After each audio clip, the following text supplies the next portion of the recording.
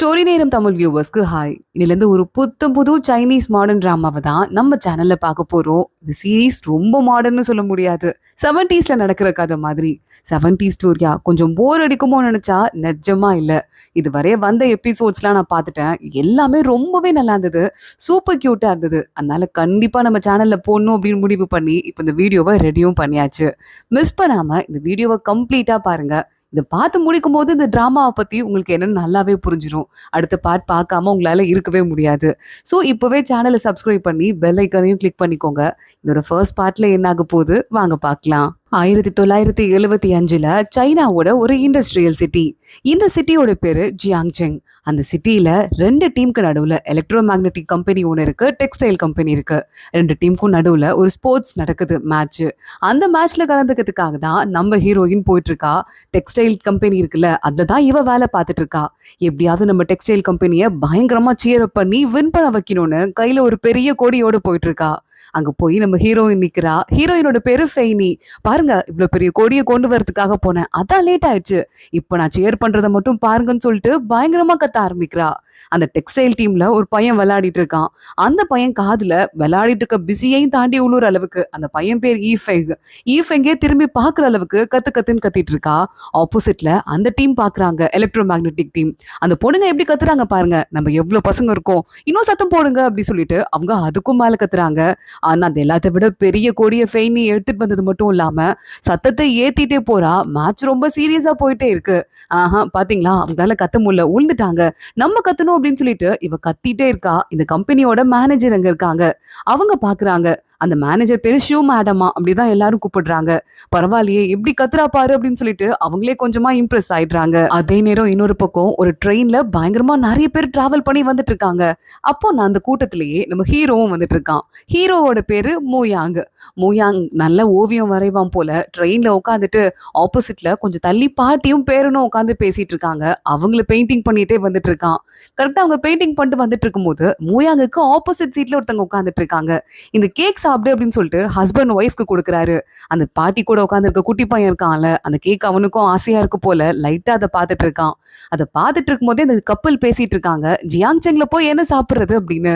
மூயாங் எடுத்ததுமே ஒரு லிஸ்டே போட ஆரம்பிக்கிறான். இங்க பீஃப் கறி நல்லா இருக்கும், ஐஸ்கிரீம்ஸ் ரொம்ப சூப்பரா செய்வாங்க, அது மட்டும் இல்லாம அந்த பேன் கேக் இருக்குல்ல அற்புதமா இருக்கும் அப்படின்னு சொல்ல, இந்த ஊர்க்காரரா நீங்க, பரவாயில்லையே எல்லா டீடைல்ஸையும் கரெக்டா சொல்லிட்டீங்க, நீங்க என்ன வரைஞ்சிட்டு இருக்கீங்களான்னு கேட்க, உங்களை நான் வரைஞ்சு கொடுக்குறேன் ஜோடியா, வரைஞ்சு கொடுத்தா நீங்க சாப்பிடுற கேக்ல எனக்கு ஒரு துண்டு கொடுக்கணும் ஓகேவான்னு சொல்ல, நல்லா வரையாட்டி கொடுக்க மாட்டேன், நல்லா வரைங்கன்னு சொல்லிட்டு ஹஸ்பண்டும் ஒய்ஃபும் போஸ்ட் கொடுக்க ஆரம்பிக்கிறாங்க.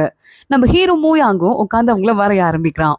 இன்னொரு பக்கம் ஃபெய்னி எந்த டீமுக்கு சப்போர்ட் பண்றாலோ டெக்ஸ்டைல் டீம் அவங்க வின் பண்ணிடுறாங்க. ஷூ மேடம் பாக்குறாங்க, பயங்கரமா ஹாப்பி ஆயிடுறாங்க. ஃபெய்னி அதுக்கும் மேல கத்து கத்துன்னு கத்திட்டு இருக்கா. இந்த பசங்க எல்லாம் சேர்ந்து பயங்கரமா வின் பண்ணதை என்ஜாய் பண்ணிட்டு இருக்க. ஷூ மேடம் கீழே இறங்கி பிளேயர்ஸ் கிட்ட போறாங்க. அதுல ஒரு பையன் ஈஃபெங்குன்னு சொல்லிட்டு திரும்பி திரும்பி ஃபெய்னியவே பார்த்துட்டு இருந்தான்ல, அந்த பையன் ஷூ மேடம் இருக்காங்கல்ல அவங்களோட பையன் தான் போல. மா கலக்கிட்டேனான்னு கேட்க, ஏய் கம்பெனில ஷூ மேடம்னு கூப்பிடணும், என்ன அம்மான்னு கூப்பிடக்கூடாதுன்னு சொல்ல ஃபெய்னி ஓடி வரா. சார் நீங்க கலக்கிட்டீங்க, கம்பெனிக்காக இந்த அளவுக்கு ஸ்போர்ட்ஸ்ல விளையாடுற உங்களுக்கு கண்டிப்பா பாராட்டியே ஆகணும், அது மட்டும் இல்லாம உங்ககிட்ட இருந்து கத்துக்க வேண்டியது நிறைய இருக்குன்னு எக்ஸ்ட்ராவா 4 பிட்டு போடுறா. மேனேஜர் பையன்ல அதனால தான். ஆனா அந்த பையன் சின்ன பொண்ணு ஒருத்தி வந்து நம்ம கிட்ட கல்ல போடுறா போலியே அப்படின்னு யோசிச்சுட்டு இருக்க. அதுக்குள்ள இந்த மேனேஜர் ஷூ மேடம் அங்க இருந்து கிளம்பி போயிடுறாங்க. கர்ச்சிஃப் கொடுத்துருக்கா தொடச்சுக்கிறதுக்கு ஃபெய்னி. அந்த பையன் பார்த்துட்டு, நீங்களும் இந்த கம்பெனில தான் வேலை பாக்குறீங்களான்னு பல காட்ட, தொடச்சு முடிச்சிட்டீங்களா, கர்ச்சிஃப் கொடுக்குறீங்களா, திரும்பி போறேன்னு சொல்லிட்டு ஷூ மேடமே இல்ல இவன் கிட்ட ஐஸ போட்டு என்ன பண்றதுன்னு அங்க இருந்து கிளம்பி போயிடுறா.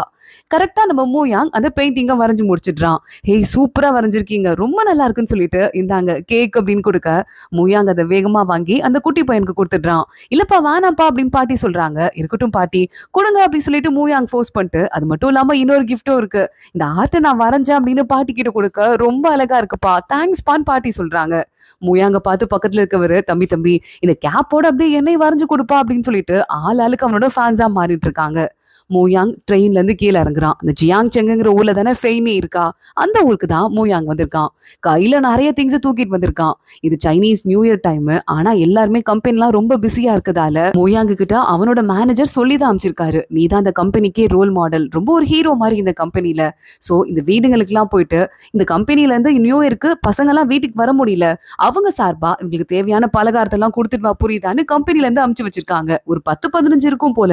ஃபர்ஸ்ட் வீட்டுக்கு மூயாங் தேடி போறான். நீங்க லின்னோட அம்மா தானே, நான் மோயாங்னு சொல்ல, வாப்பா வாப்பா என் பையன் சொல்லிட்டு இருந்தான் நீ கண்டிப்பா வருவேன்னு, உன்னை பத்தி பெருமையா பேசிட்டு இருந்தான், என் பையனு கூட நீ ரொம்ப ஹெல்ப் பண்றியாமே, வாப்பா வீட்டுக்குள்ள வந்துட்டு போ அப்படின்னு சொல்ல, இல்ல ஆண்டி எனக்கு நிறைய வீட்டுக்கு போய் கிஃப்ட்ஸ் எல்லாம் கொடுக்க வேண்டியிருக்கு, டெலிவரி பண்ணும், நான் போயிட்டு வரேன் அப்படின்னு மோயாங் கிளம்புறான். சரிப்பா நியூ இயர் நீ உன் வீட்டுக்கு போகணும், சீக்கிரமா எல்லாத்துக்கும் டெலிவரி பண்ணி முடிச்சுட்டு அம்மா அப்பா பார்க்க போன்னு சொல்ல, அம்மா அப்பாவா அப்படின்னு மோயாங் கொஞ்சம் சோகமாயிடுறான். அவனுக்கு யாரும் பக்கத்துல இல்ல போல. அங்கிருந்து நேரா கிளம்பி போயிடுறான். ஒரு வீட்டுக்கா போயிட்டு தேடி தேடி எல்லாருக்கும் ஸ்வீட்ஸ் கொடுக்க ஆரம்பிக்கிறான். இங்க ஃபெய்னி இருக்கால, நேரா அந்த ஷூ மேடம் கிட்ட கிளம்பி வந்துடுறா. ஷூ மேடம் இங்க பாருங்களேன், ரிப்போர்ட் சப்மிட் பண்றதுக்காக கொண்டு வந்திருக்கேன்னு சொல்ல, பரவாயில்லையே ஃபெய்னி ரொம்ப முன்னேறிட்ட, நீ எழுதியிருக்க ரிப்போர்ட் ரொம்ப நல்லா இருக்குன்னு சொல்லிட்டு அவங்க வேலையை பார்க்க போயிடுறாங்க. ஃபெய்னி மறுபடியும் ஷூ மேடம் பின்னாடி ஓடிட்டு இருக்கா. அது மட்டும் இல்ல ஷூ மேடம், நான் அந்த யூனிவர்சிட்டிக்கு அப்ளை பண்றதுக்கு உங்ககிட்ட கேட்டிருந்தேன்ல, இப்ப பாத்தீங்களா இன்னைக்கு இந்த ப்ரோக்ராம்ல சியர் அப் பண்ண குரூப்பை கூட நான் தான் ஆர்கனைஸ் பண்ணேன், அப்புறம் ரிப்போர்ட் கூட நான் எழுதிட்டு வந்திருக்கேன், நீங்களே நல்லா இருக்குன்னு சொன்னீங்க, போன தடவை குரூப்போட எனக்கு மிங்கிள் ஆக தெரியலன்னு சொல்லிட்டு என் அப்ளிகேஷன் ரிஜெக்ட் ஆச்சு யூனிவர்சிட்டிக்கு போக முடியாம, இப்போ என்ன நினைக்கிறீங்க அப்படின்னு கேட்க, அது மட்டும் இல்லம்மா இன்னும் நிறைய இருக்குன்னு சொல்லிட்டு ஷூ மேடம் இவகிட்ட இருந்து எஸ்கேப் ஆக பாக்குறாங்க. அப்ப ஃபெங்லின் சொல்லிட்டு இன்னொரு பொண்ணு வரா. இந்த பொண்ணு இதே மாதிரியே இந்த மாதிரி ரெக்கமெண்டேஷன்ல யூனிவர்சிட்டிக்கு போயிட்டு படிச்சு பாஸ் ஆயிட்டு இங்க அதே மாதிரி ஸ்காலர்ஷிப்ல இடத்துல வேலை கிடைச்சு வந்தவலாம். இங்க பாரு இதெல்லாம் மட்டும் பத்தாது, யூனிவர்சிட்டிக்கு போறதுக்கு நிறைய தெரியணும், நிறைய எஸ்ஏ எல்லாம் எழுதணும்னு சொல்ல, இதோ எழுதியிருக்கேன் இதை பாருங்களேன் அப்படின்னு ஃபெய்னி கொடுக்குறா. அதை பார்த்துட்டு பியூர் அப்படின்னு சொல்லிட்டு இருக்கு, அது கிளியர் அப்படின்னு சொல்லிட்டு படிச்சிடுறா. இல்ல அது கிளியர் கிடையாது பியூர் அப்படின்னு சொல்லிட்டு ஃபெய்னி சொல்ல, இதுதான் உன்ட்டு இருக்க பிரச்சனையே, ஈஸியான வார்த்தை எழுதுனா உனக்கு என்ன பிரச்சனை, எதுக்கு இவ்வளவு கஷ்டமான வார்த்தைகளை யூஸ் பண்ணுன்னு சொல்லிட்டு இவளையே மடக்க ஆரம்பிக்கிறா. புது வார்த்தைகளை போட்டு எழுதுறதுல என்ன தப்பு இருக்கு அப்படின்னு ஃபெய்னி சண்டைக்கு போக ஷூ மேடம் பாக்குறாங்க. இப்படிதான் உன்னை யாராவது கிரிட்டிக் பண்ணாலே அவங்க கிட்ட எதிர்த்து பேசிட்டு இருக்க, இப்படி பேசக்கூடாதுமா, முதல்ல ஒத்துமையா பேச கத்துக்கணும்னு சொல்ல, சில வார்த்தைகள் தெரியாத அந்த பொண்ணுக்கே யூனிவர்சிட்டியில இடம் கிடைச்சிருக்கு, நான் போக கூடாதா அப்படின்னு ஃபெய்னி டக்குன்னு வாயை விட்டுறா. உடனே அவங்க, பாத்தியா உனக்கு தலைக்கணும் கொஞ்சம் ஓவரா இருக்கு, போ அடுத்து நீ வந்துட்டு நல்லபடியா அதாவது ப்ராஜெக்ட் முடி, அப்ப நான் வேணா உனக்கு ரெக்கமெண்ட் பண்றதுக்கு பாக்குறேன்னு சொல்லிட்டு ஷூ மேடம் ரிஜெக்ட் பண்ணிடுறாங்க. பயங்கரமா ஃபெய்னி அப்செட் ஆயிடுறா. மூயாங் கிட்டத்தட்ட கொடுக்க வந்த வீட்டுல எல்லா வீட்லயுமே பலகாரத்தை கொடுத்து முடிச்சிடுறான். இன்னும் ஒரே ஒரு வீடு மட்டும் இருக்கு கிஃப்ட் டெலிவரி பண்றதுக்கு. இது அவனுக்கு தெரிஞ்ச அட்ரஸ்க்கு பக்கத்துல இருக்கு போல. கொஞ்சம் ஃபீல் ஆயிட்டு மூயாங் அங்க இருந்து கிளம்புறான். ஃபெய்னி அவ்வளவு நேரம் வீட்டுக்கு வரா. அவளுக்கு லஞ்ச்ல ஏதோ அவங்க அப்பாவுக்கு பிடிச்ச டிஷ் கொடுத்துருப்பாங்க போல கம்பெனில. அப்பா கீழே உட்காந்து ஃப்ரெண்ட்ஸ் கூட பேசிட்டு இருக்காரு. அங்க போயிட்டு, அப்பா உங்களுக்கு பிடிச்ச டிஷ் போட்டாங்க அதான் எடுத்துட்டு வந்தேன், நீங்க உட்காந்து விளையாடிட்டு இருங்க, நான் கிளம்புறேன்னு சொல்லிட்டு அவ பாட்டுக்கு போயிட்டு இருக்கா. ஃபெய்னிக்கு ஏதோ மனசு சரியில்லைன்னு சொல்லிட்டு அவங்க அப்பாவுக்கு நல்லாவே புரியுது. ஃபெய்னி நேரா உள்ள போறா. அவங்க அம்மா குக் பண்ணிருக்காங்க. ஒரு பெரிய காம்பவுண்ட் மாதிரி வீடு கச்ச கச்சன்னு இருக்கு. அதுல தனியா அவங்களுக்கு சின்ன போர்ஷன் இருக்கு. ஃபெய்னி நேரா எனக்கு வந்து இன்னைக்கு டின்னர் வேணாமா, நான் உள்ள போறேன் அப்படின்னு சொல்லிட்டு போயிடுறா. அவங்க அம்மா டல் ஆயிட்டு இருக்க, அவங்க அப்பாவும் பின்னாடியே பார்க்க வந்திருக்காரு. ஃபெய்னிக்கு இன்னைக்கு மூடு சரியில்லடி, என்னாச்சுன்னு தெரியலடின்னு அவங்க அப்பா பேசிட்டு இருக்க. என்னங்க பாத்தீங்களா இன்னைக்குதான் அந்த அனௌன்ஸ்மெண்ட் பண்ண வேண்டிய நாள், இன்னைக்கும் அவளை ரிஜெக்ட் பண்ணிட்டாங்க போலன்னு சொல்ல, ஆமா ரிஜெக்ட் பண்ணிட்டாங்க, என்னை பத்தி பேசாதீங்க, போய் இன்னைக்கு ரெஸ்ட் எடுக்கிற வேலையை பாருங்கன்னு சொல்லிட்டு ஃபெய்னி உள்ள போயிடுறா.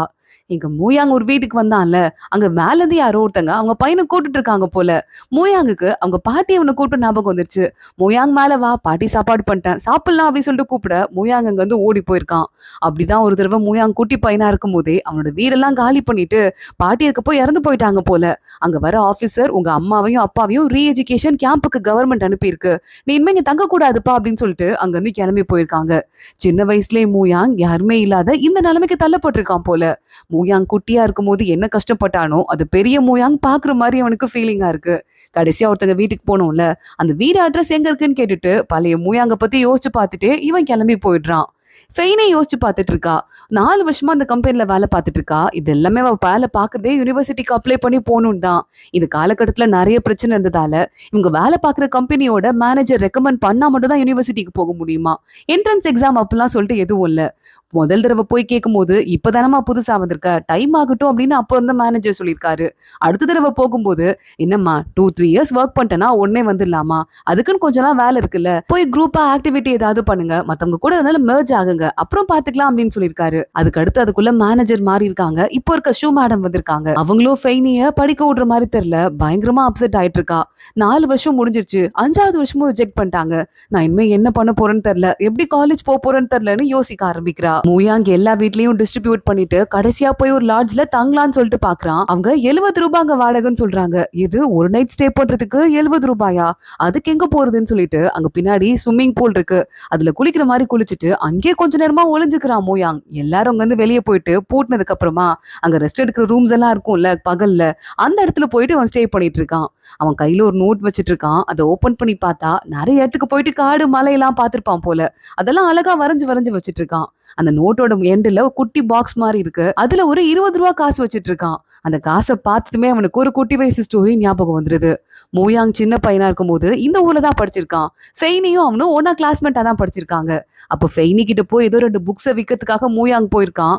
இல்லடா என்னால 15 ரூபாய் தான் கொடுக்க முடியும், அதுக்கு மேல கொடுக்க முடியாதுன்னு சொல்ல 20 ரூபாய்க்கு வித்திருப்பேன், போனா போது 15 ரூபாய்க்கு உனக்காக கொடுக்குறேன், நாளைக்கு நான் கிளம்ப போறேன் ஃபெய்னி, உனக்கு தெரியுமா அப்படின்னு கேட்க ஃபெய்னி சொல்றா, பரவாயில்ல நீயாவது கிளம்பி வேலைக்கு போய் சேர்ந்தோன்னு வச்சுக்கோயேன், நிறைய புது இடத்தெல்லாம் பார்ப்ப, நான்லாம் இந்த ஜியாங் செங்க விட்டு வெளியவே போனதில்ல, என்ன பண்றதுன்னு சொல்ல, நான் போறேன்ல புது இடத்துக்கு, போற இடத்துல இருக்கிற அழகானதெல்லாம் வரைஞ்சு வைக்கிறேன், அப்புறமா உன்கிட்ட காட்டுறேன் அப்படின்னு சொல்லிட்டு மூயாங் சொல்லிட்டு இருக்கான். வேணாப்பா, உன் பெயிண்டிங் ஒரு தடவை புக்ல வச்சு நான் ஏற்கனவே நல்ல திட்டு வாங்கினேன், இதுக்கு மேலே அதெல்லாம் எதுவும் வேண்டாம் அப்படின்னு சொல்லும் போதே மூயாங்கோட வயிறுல சத்தம் கேக்குது. ஃபெய்னி பாக்குறா, என்னடா வயிறுல சத்தம் கேக்குது, சாப்பிட எத்தனை நாள் ஆச்சுன்னு கேட்க, ரொம்பலாம் இல்ல ஒரு 2-3 நாள் இருக்கும்னு சொல்லிட்டு மூயாங் பாவமா சொல்றான். கையில இந்த மிச்ச காசையும் ஃபெய்னி கொடுத்துடுறா. நான் உன்னை எப்ப திரும்பி பாப்பனா மாட்டேனானே தெரியாது, இருந்தாலும் பரவாயில்ல உன்னை பார்க்க பாவமா இருக்கு, இந்த காசை வச்சுக்கோன்னு சொல்லிட்டு சாப்பிட கொடுத்துட்டு அங்க இருந்து போயிருக்கா. இதெல்லாம் யோசிச்சு பார்த்துட்டு மூயாங்க உட்காந்துட்டு இருக்கான். அவளுக்கு அங்கதான் பெயிண்டிங்லாம் வரைஞ்சிட்டு வந்தான் போல. இங்க ஃபெய்னி அவ அப்படியே அடியில பயங்கரமா மறைச்சு வச்சு 2 புக்ஸ் எல்லாம் வச்சிட்டு இருக்கா. இந்த காலத்துல என்டர்டைன்மெண்ட் புக்ஸ் எல்லாம் தடை பண்ணப்பட்டிருக்கு. சோ அதாவது புக்ஸ் எல்லாம் என்டர்டைன்மெண்ட் படிக்கணும்னா கூட அதை கூட மறைச்சு வச்சுதான் படிக்கணுமா. அதை அவ எடுத்து ரகசியமா அதுல இருக்க புக்ஸ் எல்லாம் மூயாங்க கிட்ட இருந்து வாங்கினால அதெல்லாம் பார்த்துட்டு இருக்கா. மூயாங் திருட்டுத்தனமா ரூம்குள்ள இருக்க இடத்துக்கு அங்க இருக்க நைட் வாட்ச்மேன் வந்துடுறாரு. ஏன்பா 6 அடிக்கு நல்ல பல்கா இருந்துட்டு இந்த இடத்துல மறைய முடியும் நான் நினைச்சேன், கண்டுபிடிச்சிட்டேன், இங்க யாரும் தங்க கூடாது, வெளியே போ வீட்டுக்கு போன்னு சொல்ல, இல்ல சார் எனக்கு வீடுலாம் எதுவும் இல்ல, அதான் இங்க வந்து ஸ்டே பண்ணேன், சரி நான் கிளம்புறேன் அப்படின்னு அவன் வந்து கிளம்புறான். வீடு இல்லையா, என் ரூம் இருக்குல்ல அதுல 2 பேரும் ஒன்னா ஸ்டே பண்ணிக்கோமான்னு கேட்க, உங்களதே அத்தனோண்டு ரூம் அதுல எப்படி ஸ்டே பண்றதுன்னு சொல்லிட்டு மூயாங் திட்டிட்டே சிரிச்சுட்டே அங்க வந்து கிளம்பி போயிட்டு இருக்கான். பாரா போனா போதும் தங்க இடம் கொடுத்தா இடம் பார்த்தா தான் மெஸ்ஸா இருக்குன்னு வாட்ச்மேனும் திட்ட ஆரம்பிக்கிறாரு. மூயாங் வெளியே ஓடி வந்துட்டு இருக்கான். குட்டி ஏதோ ஷெட் மாதிரி இருக்கு, மழை வேற கொட்ட ஆரம்பிக்குது, இதுக்கு மேல இங்க போக முடியாதுன்னு சொல்லிட்டு அந்த ஷெட்ல ஒரு தள்ளுவண்டி மாதிரி வச்சிருக்காங்க. அந்த தள்ளுவண்டியிலே அப்படியே படுத்துட்டு இருக்கான். அம்மா அது யார் வீடு, ஃபெய்னி வீடு இங்கேதான் இருந்ததுன்னு சொல்லிட்டு எதோ யோசிக்க ஆரம்பிக்கிறான். சரி எந்த வீடுன்னு தெரியல, ரொம்ப வருஷம் ஆச்சு மறந்து போச்சு, சைலண்டா படுப்போம்னு சொல்லிட்டு அவன் படுக்க அங்க படுத்துட்டு இருக்கும் போது மழை ரொம்ப கொட்ட ஆரம்பிக்குது, சூறாவளி காத்து அடிக்க ஆரம்பிக்குது. அதனால அங்க இருக்க வீடுலாம் வந்து கொஞ்சம் டேமேஜா தான் இருக்கும் போல. சோ அங்க கரண்ட்டும் கட் ஆயிடுது. மழை ரொம்ப அடிக்க அடிக்க அங்க இருக்கிற செவர்லாம் கரைஞ்சு உழுக ஆரம்பிக்குது. ஃபெய்னி வீட்டுல படுத்துட்டு இருக்கும் போதே யாரோ பயங்கரமா கத்துற மாதிரி சத்தம் கேக்குதுன்னு ஃபெய்லி வெளியே வரா. அவங்க அப்பா சொல்றாரு, பக்கத்துல ஏதோ ப்ராப்ளம் போல, நீங்க 2 பேரும் உள்ளே இருங்க, நான் போயிட்டு வரேன் அப்படின்னு சொல்லிட்டு வேகமா வெளியே போறாரு. பார்த்தா பக்கத்து வீடு மலையில சரிஞ்சு உள்ளேயே உளுந்துருக்கு. சீக்கிரம் காப்பாத்துங்க காப்பாத்துங்கன்னு அந்த வீட்டுல இருக்கவங்க கத்துறாங்க, என் புள்ள உள்ளேயே இருக்கு அப்படின்னு. ஆனா அவங்க கத்துறதுக்கு முன்னாடியே மூயாங் வேகமா உள்ள போயிட்டு கையில ஒரு ட்ரக்ல தானே படுத்திருந்தான், அதை எடுத்துட்டு வந்து உள்ள இருந்து பிள்ளைங்களை காப்பாத்துறான். எல்லா வீடுமே கொஞ்சம் கொஞ்சமா விரிசல் விடுது. இங்க இருக்கிற எல்லாருமே காலி பண்ணுங்க சீக்கிரம், இங்க இருந்து வெளியே போங்கன்னு மூயாங் கத்த ஆரம்பிக்கிறான். இதை கேட்டு அங்க இருக்கிற எல்லா வீட்ல இருந்தும் ஆளுங்க வெளியே வந்து ஆளுக்கு எஸ்கேப் ஆயிட்டு இருக்காங்க. ஒரு குட்டி பையன் மேல ஏணி விழுந்து ஆக்சிடென்ட் ஆக போது மூயாங் அந்த குழந்தைய கூட காப்பாத்திடுறான். சீக்கிரம் போங்க நிக்காத அப்படின்னு சொல்லிட்டு இருக்கும் போதே பக்கத்துல மரம் இடிஞ்சு விழுந்து ஒரு வீட்டுக்குள்ள போய் ஓட்ட உடைச்சிட்டு உள்ள விழுந்துருது. காப்பாத்துங்க காப்பாத்துங்கன்னு ஆளுங்க கத்திட்டு இருக்காங்க. ஃபெங்லின்னு சொல்லிட்டு ஃபெய்னிய கூட இன்னைக்கு ஒரு பொண்ணு அசிங்கப்படுத்தினால, இதெல்லாம் உனக்கு வந்து படிக்கவே வரல அப்படின்னு சொல்லிட்டு அந்த பொண்ணு வீட்டுக்குள்ளதான் விழுந்திருக்கு. மூயாங்க அந்த வீட்டுக்குள்ள போறான். அந்த ஃபெங்லின் இருக்கால அந்த பொண்ணுக்கு ஒன்னும் ஆகல, கூட ஒரு பையன் இருக்கான், அவன் மேலதான் பெரிய கபோர்டு விழுந்து அதுக்கு மேல மரம் விழுந்திருக்கு. இங்க பாரு என்னால தனியா தூக்க முடியாது, நீ வேற யாரையாவது கூட்டு வா அப்படின்னு சொல்லிட்டு மூயாங் சொல்றான். அந்த பொண்ணு வெளியே போறா, காப்பாத்துறதுக்கு யாரையாவது கூப்பிடலாம் அப்படின்னு சொல்லிட்டு. ஆனா அந்த பையன் கூட யாருக்கும் தெரியாம இருக்கா போல. சோ யாரையும் கூப்பிடாம அமைதியாவே நின்னுட்டு இருக்கா. உள்ள அந்த பையனுக்கு என்ன ஆனாலும் பரவாயில்லங்கிற மாதிரி பயத்துல நின்னுட்டு இருக்கா. ஆனா மூயாங் யாருமே ஆளுங்க வரல, நம்ம தான் எப்படியாவது காப்பாத்தணும் அப்படின்னு சொல்லிட்டு ரொம்பவே கஷ்டப்பட்டுட்டு இருக்கான். அங்க வெளியே ஆளுங்க எல்லாம் வந்து இந்த ஃபெங்லினை பார்த்து என்னாச்சுன்னு கேக்குறாங்க. இல்ல ஒண்ணும் இல்ல அந்த பக்கம் போங்கன்னு சொல்லிட்டு இவன் வர ஆளுங்களை கூட அமுச்சு வச்சிடுறா. ஆனா மூயாங் ஒரு பக்கமா கஷ்டப்பட்டு அந்த கபோர்டு தூக்கி அந்த உள்ள இருக்க பையனை காப்பாத்தி விட்டுறான். அந்த பையன் விட்டது போதும் அப்படின்னு சொல்லிட்டு வேகமா அங்க வந்து ஓடி வந்துற அதுக்கப்புறமா ஒரு மரம் மறுபடியும் உடைஞ்சு விழுவுது. மூயாங் உள்ளேயே மாட்டிக்கிறான். மரம் மேலேயே விழுந்துருது. அந்த பையன் வெளியே வந்துட்டு அந்த ஃபெங்லின் இருக்கால அந்த பொண்ணை பார்த்து அவன் உள்ளே இருக்கான். உள்ள மாட்டிக்கிட்டான்னு சொல்ல, பரவாயில்ல நீ முதல்ல வெளியே போ நான் பாத்துக்கிறேன்னு சொல்லிட்டு காப்பாத்த வந்த பையன் உள்ள மாட்டிக்கிட்டான். ப்ளீஸ் வாங்க வாங்கன்னு இப்பதான் அந்த ஃபெங்லின் பொண்ணு கத்தவே ஆரம்பிக்கிறா. அவ்வளவுதான் அடுத்த நாள் ஆயிடுது. ஆளுங்கெல்லாம் வந்து இடத்தெல்லாம் கிளீன் பண்றாங்க. கொஞ்சம் கொஞ்சமா அந்த இடம் பழைய நிலைமைக்கு திரும்பிட்டே இருக்கு. பெயினியோட அப்பா உட்காந்து நியூஸ் பேப்பர் படிக்கிறாரு. அந்த பையன் ஹீரோ ஆயிட்டான் ஒரே நாள்ல. குடும்பத்தை காப்பாத்தும் போதே அவன் ஹீரோ ஆயிட்டான். ஆனா அதுக்கப்புறமா ஃபெங்லினோட வீட்டுக்குள்ள போயிட்டு அவளை காப்பாத்திட்டு வந்தான் பாரு. அதுக்கப்புறம் தான் அவளுக்கு தலையில அடிபட்டு இருக்கு. ரொம்ப சீரியஸான நிலைமையில தான் கூட்டு போனாங்கன்னு நினைக்கிறேன்னு சொல்லிட்டு அவங்க அப்பா சொல்றாரு. பா கொஞ்சம் பேப்பர் கொடுங்கன்னு சொல்லிட்டு ஃபெய்னி அந்த பேப்பரை வாங்குறா. அதுல போட்டிருக்கு 20 வருஷமா இந்த மாதிரி உடம்பு முடியாத இருந்த ஒரு ஆளை கம்பெனிக்காக ஒரு பொண்ணு பாத்துக்கிட்டாங்க. அந்த பொண்ணுக்கு இப்போ கல்யாணம்லாம் ஆயிட்டு கூட அந்த பொண்ணோட சேவையை பாராட்டி அவளுக்கு பிரைஸ் எல்லாம் கொடுத்திருக்காங்க. அந்த பொண்ணுக்கு அதனாலதான் யூனிவர்சிட்டியில கூட இடம் கிடைச்சிருக்குன்னு சொல்லிட்டு அதுல போட்டிருக்கு. இங்க அதே நேரம் ஷூ மேடம் இருக்கால இந்த ஃபெங்லினையும் அவங்க அம்மாவையும் கூப்பிட்டு பேச ஆரம்பிக்கிறா. அந்த பையனுக்கு உங்க வீட்டுக்குள்ள வந்து உங்களை காப்பாத்தும் போது தான் அடிபட்டுருச்சு. அவனோட அம்மா அப்பாவை 2 பேரையுமே ரீ எஜுகேஷன் கேம்புக்கு அமைச்சிருக்காங்களாம். ஸோ யாரையுமே கான்டாக்ட் பண்ண முடியல. அதான் அவனை பாத்துக்கிறதுக்கு ஆள் வேணும்னு சொல்ல அந்த லேடி இருக்கால இல்லங்க எனக்கு கை உடைஞ்சிருக்கு என்னால பாத்துக்க முடியாது அப்படின்னு சொல்லிடுறா. ஷூ மேடம் அடுத்து ஃபெங்லினை பார்க்க ஃபெங்லின் ஒண்ணு இல்ல எனக்கு கூட தலையில அடிபட்டிருக்குன்னு குட்டியூண்டு பிளாஸ்டிக் ஊட்டி இருக்கா அதை காட்டுறா. நான் பாத்துக்கிறேன் மேடம் அப்படின்னு பயங்கரமா ஒரு குரல் கேக்குது. பார்த்தா ஃபெய்னி தான் உள்ள வரா. நம்ம கம்பெனிக்காக நம்ம கம்பெனில இருக்க ஸ்டாஃபுங்களுக்காக ஒருத்தர் இவ்வளவு கஷ்டப்பட்டிருக்காரு. அவரை பாத்துக்க வேண்டியது என்னோட கடமையாச்சுல்ல அப்படின்னு சொல்ல இப்படிதாம்மா இருக்கணும் ஒரு பொண்ணு. நீ மட்டும் நல்ல வேலையை பாரு. ஹீரோ அவரு நம்மளெல்லாம் காப்பாத்திருக்காரு. அவரை மட்டும் நீ காப்பாத்திட்டேன்னு வச்சுக்கோயேன் உனக்கு ஒரு பெரிய எதிர்காலமே இருக்குன்னு சொல்ல நீங்க கவலையப்பட வேண்டாம். அவரை எப்படி மீட்டு கொண்டு வரேன்னு மட்டும் பாருங்கன்னு சொல்லிட்டு ஃபெய்னி சொல்லிட்டு இருக்கா.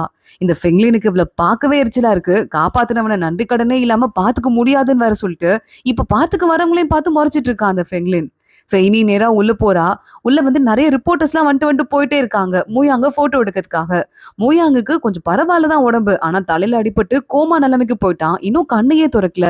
ஃபெய்னி உள்ள வரா. நர்ஸ் வராங்க. என்னம்மா நீ ஒரு ரிப்போர்ட்ரான்னு கேட்க இல்லங்க கம்பெனில இருந்து பாத்துக்கிறதுக்காக என்ன அனுப்பியிருக்காங்கன்னு சொல்ல கம்பெனிக்கு இப்பயாவது மனசு வந்துச்சு. பரவாயில்ல ஆளுக்கு வந்து போட்டோ எடுத்துட்டே இருக்காங்க. தொலை தாங்க முடியல. இந்த பையன் எப்ப எந்திரிப்பான்னு நமக்கு தெரியாது. இந்த பையன் பேர் ஒன்று சொல்லிட்டு போயிடுறேன். மூயாங் ஃபாங் மூயாங் இவன் பேருன்னு சொல்ல எது ஃபாங் மோயாங்க அப்படின்னு ஃபெய்னியும் பிளாஷ்பேக்கை யோசிச்சு பார்த்துட்டு இருக்கா. ஒரு பையன் கிட்ட ஏதோ ஒரு ஃப்ளையை வீட்டுல புடிச்சிட்டு வந்து அதை விற்கிறதுக்கு ட்ரை பண்றது இருக்கா. அப்போ கரெக்டா சரி காசுக்கு வாங்கிக்கிறேன்னு அந்த பையன் வாங்கும் போது மூயாங்க அங்க வந்து அந்த பையனை உதச்சு விட்டுருக்கான். எதுக்குடா அந்த பிள்ளை கிட்ட இருந்து திருடுற அப்படின்னு கேட்டு ஹேய் நான் திருடலடா வாங்கினதுக்கு வந்தேன். இப்ப போச்சு அந்த பொருள் இனிமே வாங்க முடியாதுன்னு அவன் அங்க வந்து கிளம்பி போயிருக்கான். ஃபெய்னி அட பாவி என் கஸ்டமர் இப்படி கெடுத்து விட்டியன்னு சொல்லிட்டு இவ அதனால சோகமா வர இருந்திருக்கா. இந்த ஸ்கூலுக்கு மூயாங்க அன்னைக்குதான் முதல் தடவையா வரான். ஃபெய்னியோட கிளாஸ்ல அவ பக்கத்துல போய் உட்காந்துட்டு இருக்கான். மூயாங்குக்கு அந்த டிராகன் ஃப்ளை அவன் தொடச்சு விட்டான்ல அது கவலையாவே இருந்திருக்கும் போல. ஒரு பவுச் நிறைய குட்டி குட்டியா நிறைய ஃப்ளைய பிடிச்சு செத்து போய் கிடக்கு. அதை எடுத்து உனக்குதான் அப்படின்னு ஃபெய்னிட்ட கொடுக்க வர கத்தி டக்குன்னு கீழே விழுந்துடுறா. டீச்சர் பாக்குறாங்க அறிவு கட்டவில்லை கத்திட்டு இருக்க உனக்குலாம் வெக்கமா இல்ல அப்படின்னு சொல்லிட்டு கண்டுபடி திட்டிட்டு இருக்காங்க. மூயாங்கே லைட்டா சிரிக்க ஆரம்பிக்கிறான். இவ கீழே விழுந்ததுல கால்ல வேற அடிபட்டுருச்சு. ஸ்கூல் முடிஞ்சதுக்கு அப்புறமா கொஞ்சம் நோண்டி நோண்டி நடந்துட்டு இருக்கா. மூயாங் பின்னாடியே வந்து தெரியாம பண்ணிட்டேன் ஃபெய்னி நிஜமாவே நீ அதை வந்து ரொம்ப மிஸ் பண்ணியா சோ அதனால உனக்கு கொண்டு வந்தேன். நீ பயப்படுவா நினைச்சு கூட பாக்கல. இப்படி நொண்டி நொண்டி நடந்து போறது எனக்கு ரொம்ப மனசு கஷ்டமா இருக்கு. எல்லாம் சைக்கிள்ல பின்னாடி ஏறிக்கோ நான் உன வீட்டுல போய் டிராப் பண்றேன் அப்படின்னு சொல்றான். இவன் பேசிட்டு நல்லா வண்டி ஓட்டுறான்ல நானு அப்படின்னு மூயாங்க பேசிட்டே போறான். ஃபெய்னி பாக்குறா டே ரோட பார்த்து ஓட்டுறா திரும்பிட்டே ஓட்டுறேன்னு சொல்ல இங்க பாரு ஃபெய்னி இந்த கையை விட்டு ஓட்டுவேன் இதோ இந்த கையை விட்டு கூட ஓட்டுவேன்னு சொல்லிட்டு காமெடி பண்ணிட்டு இருக்கான். பார்த்தா அங்க ஒரு பள்ளம் இருக்கு. நல்லா தண்ணி நிறைய நிரம்பி இருக்கு மலையில. அதுலயே ஏத்தி ஃபெய்னியோட சட்டெல்லாம் அழுக்காயிருது. ஃபெய்னி சாரி அப்படின்னு மூயாங்க சொல்ல சாரி எல்லாம் வேணாம் தயவு செஞ்சு என் மூஞ்சில மட்டும் முழிக்காத. உன்னை பார்த்ததுல இருந்தே எனக்கு ஒண்ணு கூட நல்லதே நடக்க மாட்டேங்குதுன்னு சொல்லிட்டு ஃபெய்னி அங்கிருந்து போயிருக்கா. இதை யோசிச்சு பாக்குறா. இது அந்த மூயாங்காச்சு அப்படின்னு சொல்லிட்டு யோசிச்சுட்டு ஆஹா வேணாம் இது சரிப்பட்டு வராது இங்கிருந்து போயிருவோம். இவனை பார்த்தாலே பேட் லக் தான் வரும்னு அங்கிருந்து கிளம்புறதுக்கு ட்ரை பண்றா. ஆனா யூனிவர்சிட்டி ஞாபகம் வருது. ஆஹா வேற வழியே இல்ல. இவனை பாத்துக்கலாம் அப்படின்னு சொல்லிட்டு கூட இருந்து பாத்துக்க ஆரம்பிக்கிறா. மூயாங் கவலைப்படாத நான் உன்னை நல்லா பாத்துக்கிறேன். நீ ஏதோ உன் கம்பெனில ரோல் மாடலாமே அதே மாதிரிதான் நானும் என் கம்பெனில நல்லா வேலை பார்ப்பேன். உன்னை பாத்துக்கிட்டு எப்படியாவது யூனிவர்சிட்டிக்கு போற சான்ஸை புடிச்சிடணும். உனக்கு கை காலம் நல்லா மசாஜ் பண்ணி விட சொல்லியிருக்காங்க. நல்லா மசாஜ் பண்ணி விடுறேன் புரியுதா அப்படின்னு சொல்லிட்டு ஏதாவது எனக்கு ப்ராப்ளம்னா ஏன்ட்ட சொல்லு. சாரி உன்னால சொல்ல முடியாதுல்ல அதை மறந்துட்டேன். என் பழைய நண்பா நீ கவலைப்படாத உன்னை பாத்துக்கிறேன் அப்படின்னு எல்லா பொறுப்பையும் ஃபெய்னி ஏத்திட்டு இருக்கா. ஃபெய்னி வீட்ல இருக்கும்போது அவளை பார்க்கறதுக்கு ஒரு ஃப்ரெண்டு வரா. இந்த ஃப்ரெண்டு பேரு லின்மை. லின்மை இருக்கால, ஃபெய்னியோட அண்ணா ஏதோ கேம்புக்கு போயிருப்பான் போல. அந்த பையனை வந்துட்டு லவ் பண்ணிருக்கா. 2 பேரும் லவ் பண்ணிருக்காங்க. அவனுக்கு கொடுக்கறதுக்காக கொஞ்சம் பணம், அவங்க வீட்ல இருந்து திருடின கறி, கொஞ்சம் ஸ்நாக்ஸ்ன்னு சொல்லிட்டு எல்லாத்தையும் கொண்டு வந்திருக்கா. என் அண்ணன் மேல உனக்கு எவ்வளவு பாசம், நீ ரொம்ப நல்ல பொண்ணுடி அப்படின்னு சொல்லிட்டு அந்த லின்மையை பார்த்து ஃபெய்னி சொல்றா. இருக்கட்டும் இருக்கட்டும், ஆனா உன் அண்ணனுக்கு தான் என் பாசம் புரியவே மாட்டேங்குது அப்படின்னு லின்மை சொல்லிட்டு, அம்மா அந்த மூயாங்கா அவனை பார்த்துட்டு இருக்கே, இதெல்லாம் நிஜமாவே நல்லதாடி, ஒருவேளை அவன் எந்திரிக்கா என்னடி பண்ணுவன் லின்மை கேட்க, இங்க பாரு மரக்கட்டு இருக்கு பாரு, 3 தடவை தட்டு, தூ தூ தூன்னு 3 தடவை சொல்லு, அப்பெல்லாம் அவனுக்கு ஒண்ணுமே ஆகக்கூடாது, தயவு செஞ்சு அவன் ஏஞ்சிடணும், அப்பதான் யூனிவர்சிட்டிக்கு என்னால போக முடியும்னு சொல்ல, எந்திரிக்கலனா கிச்சு கிச்சு பண்ணி ட்ரை பண்ணுன்னு சொல்லிட்டு லின்மை அவளை கிண்டல் பண்ணிட்டு இருக்கா. கண்டிப்பா நீ யூனிவர்சிட்டிக்கு போயிருவ போலடி அப்படின்னு சொல்ல, கண்டிப்பா போயிருவேன், அதுல மாற்று கருத்தே கிடையாதுன்னு சொல்லிட்டு ஃபெய்னி மனசுக்குள்ள யோசிக்கிறா. நேரா கிளம்பி டெய்லி ஹாஸ்பிட்டலுக்கு போயிடுறா. காலைல போனதுமே அவன் காயத்துக்குலாம் மருந்து போட்டு விட்டுறது, முகம் கை கால்னு தொடச்சு விட்டுறது, பாடி ஃபுல்லா வாஷ் பண்ணி விட்டுறது, அவனுக்கு நல்ல போர்வெல்லாம் போத்தி விடுறது, மசாஜ் பண்ணி விடுறது, பாடிய முகத்துல தாடி வளர்ந்தா ஷேவ் பண்ணி விடுறதுன்னு சொல்லிட்டு எல்லா வேலையும் பார்த்து பார்த்து பண்ணிட்டு இருக்கா. வெளியே அந்த மத்த காயங்கள்லாம் ஆற ஆரம்பிக்குது. இவன் பாடியை வேற பார்க்க வேண்டியிருக்கு. கொஞ்சம் கூச்சமா தான் இருக்கு. ஆனா எத்தனை நாள் இவனை அப்படியே படுக்க வச்சுக்கிறது துடைக்காமன்னு சொல்லிட்டு சட்டையெல்லாம் கழட்டிட்டு தொடச்செல்லாம் விட்டுட்டு இருக்கா. ஒரே வெக்கமா இருக்கே அப்படின்னு. அப்படியே ஒரு மாசம் ஓடியே போயிடுது. இதோட வேலையை ரெகுலராகவே ஃபெய்னி பார்க்க ஆரம்பிச்சிடுறா. காலையில போறது, அவன் அன்னைக்கு ஃபுல்லா பாத்துக்கிறது, திரும்ப வர்றது அப்படின்னு சொல்லிட்டு ஒரு தடவை அவனுக்கு நெயில் கட் பண்ணி விடுறேன்னு பண்ணி விடும் போது லைட்டா கட்ட வரல கட் பண்ணி விட்டுடுறா.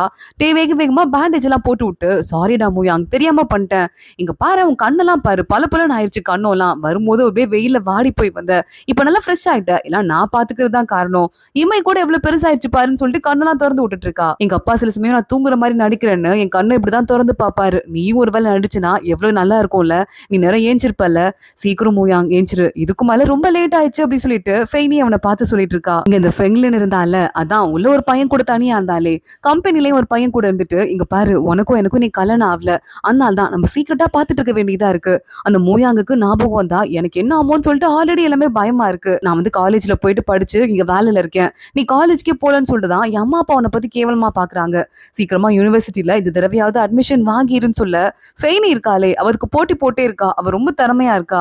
எனக்கு அந்த அளவுக்கு திறமை இல்ல, நீதான் என்ன பாத்துக்கணும்னு அந்த பையன் வெக்கமே இல்லாம அந்த ஃபெங்லின் கிட்ட கெஞ்ச ஆரம்பிக்கிறான். எப்படிதான் அந்த மாதிரி ஃபெய்னி கூட கூட போட்டி போட முடியாம ஒரு ஏமாந்த கொலையா நீ இருப்பியோ எனக்கு தெரியல.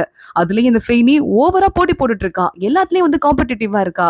உன்னை நான் எப்படி இந்த பக்கம் சாச்சு விட போறேன்னு தெரியல. என்னால முடிஞ்ச வரைய பண்றேன். ஆனா அது வரைய கவனமா இரு புரியுதா? என் பக்கத்துல வராதுன்னு சொல்லிட்டு ஃபெங்லின் அங்க வந்து கிளம்பி போயிட்டு இருக்கா.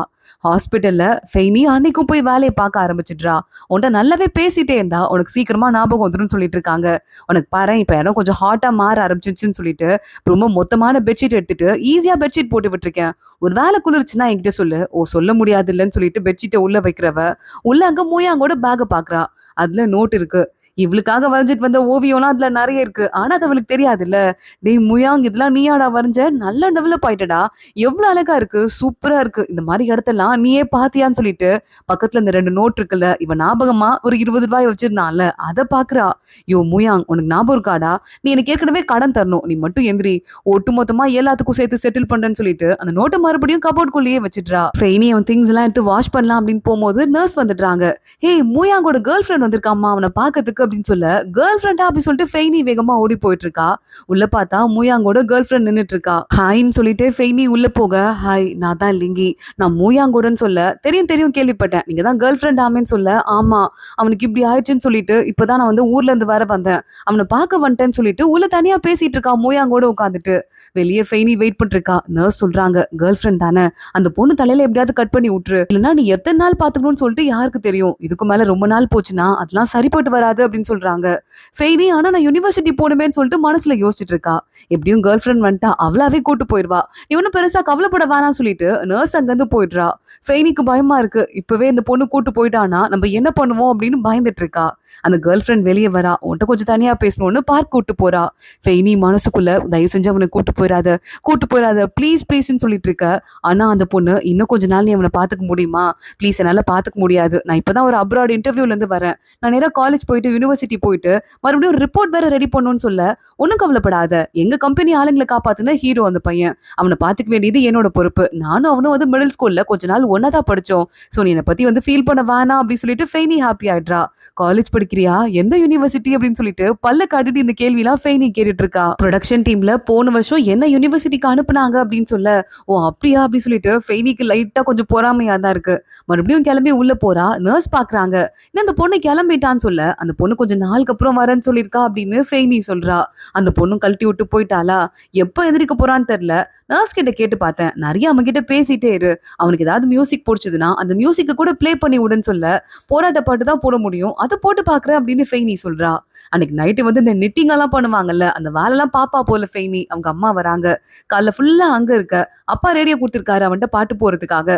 கண்ணு வீணா போதிரி, கொஞ்சமாவது ரெஸ்ட் எடுறி அப்படின்னு சொல்லிட்டு, ஒரு நல்ல பையன் இருக்கான், உனக்குன்னு ஒரு பார்ட்னர் வேணும்னு சொல்ல, எனக்கு ஒன்னும் பார்ட்னர் வேணாம், பார்ட்னரை விட பணம் தாமா ரொம்ப முக்கியம், அதை முதல்ல நான் சம்பாரிச்சுக்கிறேன், போய் தூங்குன்னு சொல்லிட்டு அவங்க அம்மாவை வெளியே அனுப்புறா. அடுத்த நாள் இருந்து ஃபெய்னி டெய்லி மூயாங்குக்கு பாட்டு தான். பாட்டு போட்டு விட்டு, கேக்குதா பாட்டு, நல்லா கேட்டியா இல்லையா, நான் எந்த ஜென்மத்தை உனக்கு கடமைப்பட்டனோ தெரியல, உன்னை இந்த அளவுக்கு பாத்துட்டு இருக்கேன், உனக்கு புரியுதா இல்லையா, சீக்கிரமா எந்திரா, அப்பதான்டா நான் யூனிவர்சிட்டிக்கு போக முடியும், நிறைய வேலை இருக்குடா அப்படின்னு ஏதோ சொல்லிட்டு அவன் பாடியை கிளீன் பண்ணிட்டே இருக்கா. இதே பாட்டை திரும்ப திரும்ப போட்டு எனக்கே போர் அடிக்கிற மாதிரி இருக்குடா அப்படின்னு சொல்லும் போதே திடீர்னு இந்த ரேடியோ ஆஃப் ஆயிருது.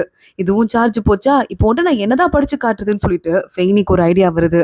வேகமா போய் கதவை சாத்துறா. விண்டோ ஸ்கிரீன் எல்லாத்தையுமே சாத்தி விட்டுட்டு, இங்க பாரு உனக்காக தான் அதை பண்றேன், சீக்கிரட்டு ஏஞ்சதுக்கு அப்புறமா என்ன போட்டு விட்டுற கூடாது புரியுதான்னு அவ புக் வச்சிருக்கா. என்டர்டெயின்மெண்ட் புக்லாம் தான் பேன் பண்ணிருக்காங்கல்ல, அதை எடுத்து படிக்க ஆரம்பிக்கிறா. அதை எடுத்து படிச்சுட்டு இருக்கும் போது திடீர்னு நர்ஸ் கதவை தட்டுறாங்க. போயிட்டு விண்டோ எல்லாம் வந்துட்டு ஓபன் பண்ணி விட்டுட்டு இதோ நேரம் கிளீன் பண்ணிட்டு இருந்த மாதிரி, இல்ல இல்ல அவனுக்கு பாடி எல்லாம் வைப் பண்றேன் அப்படின்னு சொல்லி சமாளிக்கிறா. நர்ஸ் பாக்குறாங்க. ஓ அப்படியா, சரி சரி ஓகே ஓகே ஒன்னும் பிரச்சனை கிடையாது, செக்அப் பண்றதுக்காக தான் வந்தேன், அப்புறம் பாக்கலாம் ஃபெய்னி அப்படின்னு அங்க இருந்து கிளம்பி போயிடுறாங்க. உன்னால ஒரு ஒரு நிமிஷமும் கம்பி மேல நடக்கிற மாதிரியே இருக்குடா, பயமா இருக்கு, எல்லாத்துக்கும் நீ தான் பொறுப்புன்னு சொல்லிட்டு திட்டிட்டு ஃபெய்னி அங்க இருந்து போயிடுறா. ஃபெய்னி அன்னைக்கு அவ கம்பெனில ஏதோ வேலை பார்த்துட்டு இருக்கும் போது ஒரு ஸ்டாஃப் ஓடி வராங்க. ஏ உனக்கு ஒண்ணு தெரியுமா, அனௌன்ஸ் பண்ணிட்டாங்களா இந்த தடவை யார் யூனிவர்சிட்டி போறாங்கன்னு, போய் பாருன்னு சொல்ல ஃபெய்னி வேகமா ஓடி போறா. கடைசியில பார்த்தா ஃபெய்னியோட பேரே அதுல இல்ல. ஆனா அந்த ஃபெங்லின் இருக்கால, அவளோட பாய் ஃப்ரெண்ட் பேர் அதுல இருக்கு போல. இதை பார்த்துட்டு ஃபெய்னி அப்படியே பயங்கரமா ஷாக் ஆயிடுறா. ஷூ மேடம் கிட்ட வந்துடுறா. ஷூ மேடம் இந்த செமஸ்டர் முடியும் போது தானே இந்த லிஸ்ட் போடணும், அதுக்குள்ள எதுக்கு போட்டீங்க அப்படின்னு கேட்க ஷூ மேடம் சொல்றாங்க, நீ சொல்றதும் கரெக்ட் தான், ஆனா ஃபெங்லின் எனக்கு ஐடியா கொடுத்தா சீக்கிரமா போட்டா நல்லதுன்னு சொல்லிட்டு, அதுவும் எனக்கு நல்லதுன்னு தான் தோணுச்சு, அதான் அனௌன்ஸ்மெண்ட்னு சொல்ல, என் ப்ராஜெக்டே இன்னும் முடியவே இல்லை, அதுக்குள்ள ஏன் இப்படி பண்ணீங்க அப்படின்னு ஃபெய்னி கேக்குறா. அந்த பையனை பாத்துக்கிறது தான் உனக்கு இப்போதைக்கு முக்கியமான வேலை, உன் ஃபியூச்சர் அதுலதான் இருக்கு, போய் அந்த வேலையை பாரு, மத்ததெல்லாம் அப்புறம் பாத்துக்கலாம் புரியுதா அப்படி சொல்லிட்டு ஷூ மேடம் அங்கிருந்து போயிடுறாங்க. ஃபெய்னிக்கு இருந்த இந்த வருஷம் நம்பிக்கையும் போயிருச்சு.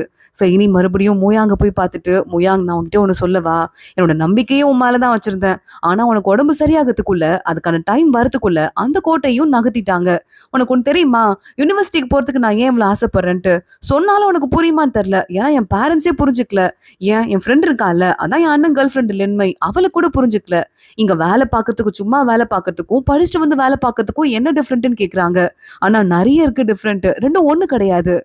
எனக்கு நல்லா எழுத தெரியும், படிக்க தெரியும், பேசுறதுக்கு தெரியும், ஆனா எல்லாமே அறகுறையாதான், ஏன்னா எனக்கு யூனிவர்சிட்டி படிப்பு இல்ல பாரு, அங்க போய் நான் நல்லா படிச்சேன் அப்படின்னா நான் பெரிய ஆள் ஆவேன், எனக்கு அந்த நம்பிக்கை இருக்கு, ஆனா என்ட்ரன்ஸ் எக்ஸாம்லாம் இருந்ததுன்னா நான் அதுல கண்டிப்பா செலக்ட் ஆயிருவேன், இப்போ என்ட்ரன்ஸ் எக்ஸாம் இல்ல பாரு, இவங்கள நம்பி இருக்க வேண்டியது இருக்கு பாரு, அதனால நான் ரொம்ப ரொம்ப கஷ்டப்படுறேன்டா, எனக்கு ரொம்ப கஷ்டமா இருக்கு, நீ எந்திரிச்சேன்னு வச்சுக்கோயேன் எனக்கு ஒரு பெரிய நம்பிக்கை கிடைக்கும், மூயாங் ப்ளீஸ்டா ஏஞ்சிடு, ப்ளீஸ் ஏஞ்சிடுன்னு சொல்லிட்டு இப்ப படுக்க அழுதுட்டு இருக்கா. பார்த்தா மூயாங் கண்ணை சிமிட்ட ஆரம்பிக்கிறான். கண்ணை திறந்து பார்த்துட்டு எதுக்கு அழுதுட்டு இருக்க அப்படி சொல்லிட்டு கேட்கிறான். மூயாங் ஏஞ்சிட்டியாடா, எனக்கு தெரியுதா நான் ஃபெய்னின்னு சொல்ல, ஃபெய்னி ஃபெய்னி அப்படி சொல்லிட்டு அந்த பேரையே ஒரு 2-3 தடவை சொல்லிட்டு இருக்கான். ஆமா நான் ஃபெய்னி தான் அப்படி சொல்லிட்டு இவன் எந்திரிச்சதுல ஃபெய்னி ரொம்பவே ஹாப்பி ஆயிடுறா. சிரிச்சுட்டு வேகமா ஓடி போயிட்டு டாக்டரை கூட்டு வரா. டாக்டர் செக் பண்ணி பார்த்துட்டு, பரவாயில்லம்மா இந்த பையனுக்கு மோட்டர் ஸ்கில்ஸ்லாம் நல்லபடியா திரும்பி வந்திருக்கு, இவன்ட்ட கொஞ்சம் பேசி பார்க்கலாம் அப்படின்னு சொல்லிட்டு, மூயாங் நீங்க எங்க இருக்கீங்கன்னு தெரியுதா அப்படின்னு கேட்க, மூயாங்குக்கு எதுவுமே தெரியல, அவன் பேரே சரியா தெரியல போல. உங்க பேரு மூயாங் அப்படின்னு சொல்ல, அப்படியா அப்படிங்கிற மாதிரி ஃபெய்னியவே பார்த்துட்டு ஃபெய்னி அப்படின்னு திரும்ப கூட்டுட்டு இருக்கான். அவருக்கு எல்லாமே மறந்துருச்சு போல, கொஞ்சம் டைம் ஆகட்டும் அப்படின்னு டாக்டர் சொல்றாரு. அடுத்த நாள் ஷூ மேடம் அப்புறம் ஃபெங்லின் 2 பேரும் வராங்க.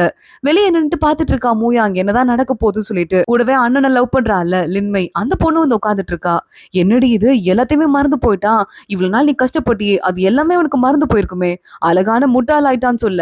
இல்ல இல்ல, அதெல்லாம் இல்ல, கொஞ்ச நாள் ஆனா சரியா போயிருவான்னு சொன்னாங்க.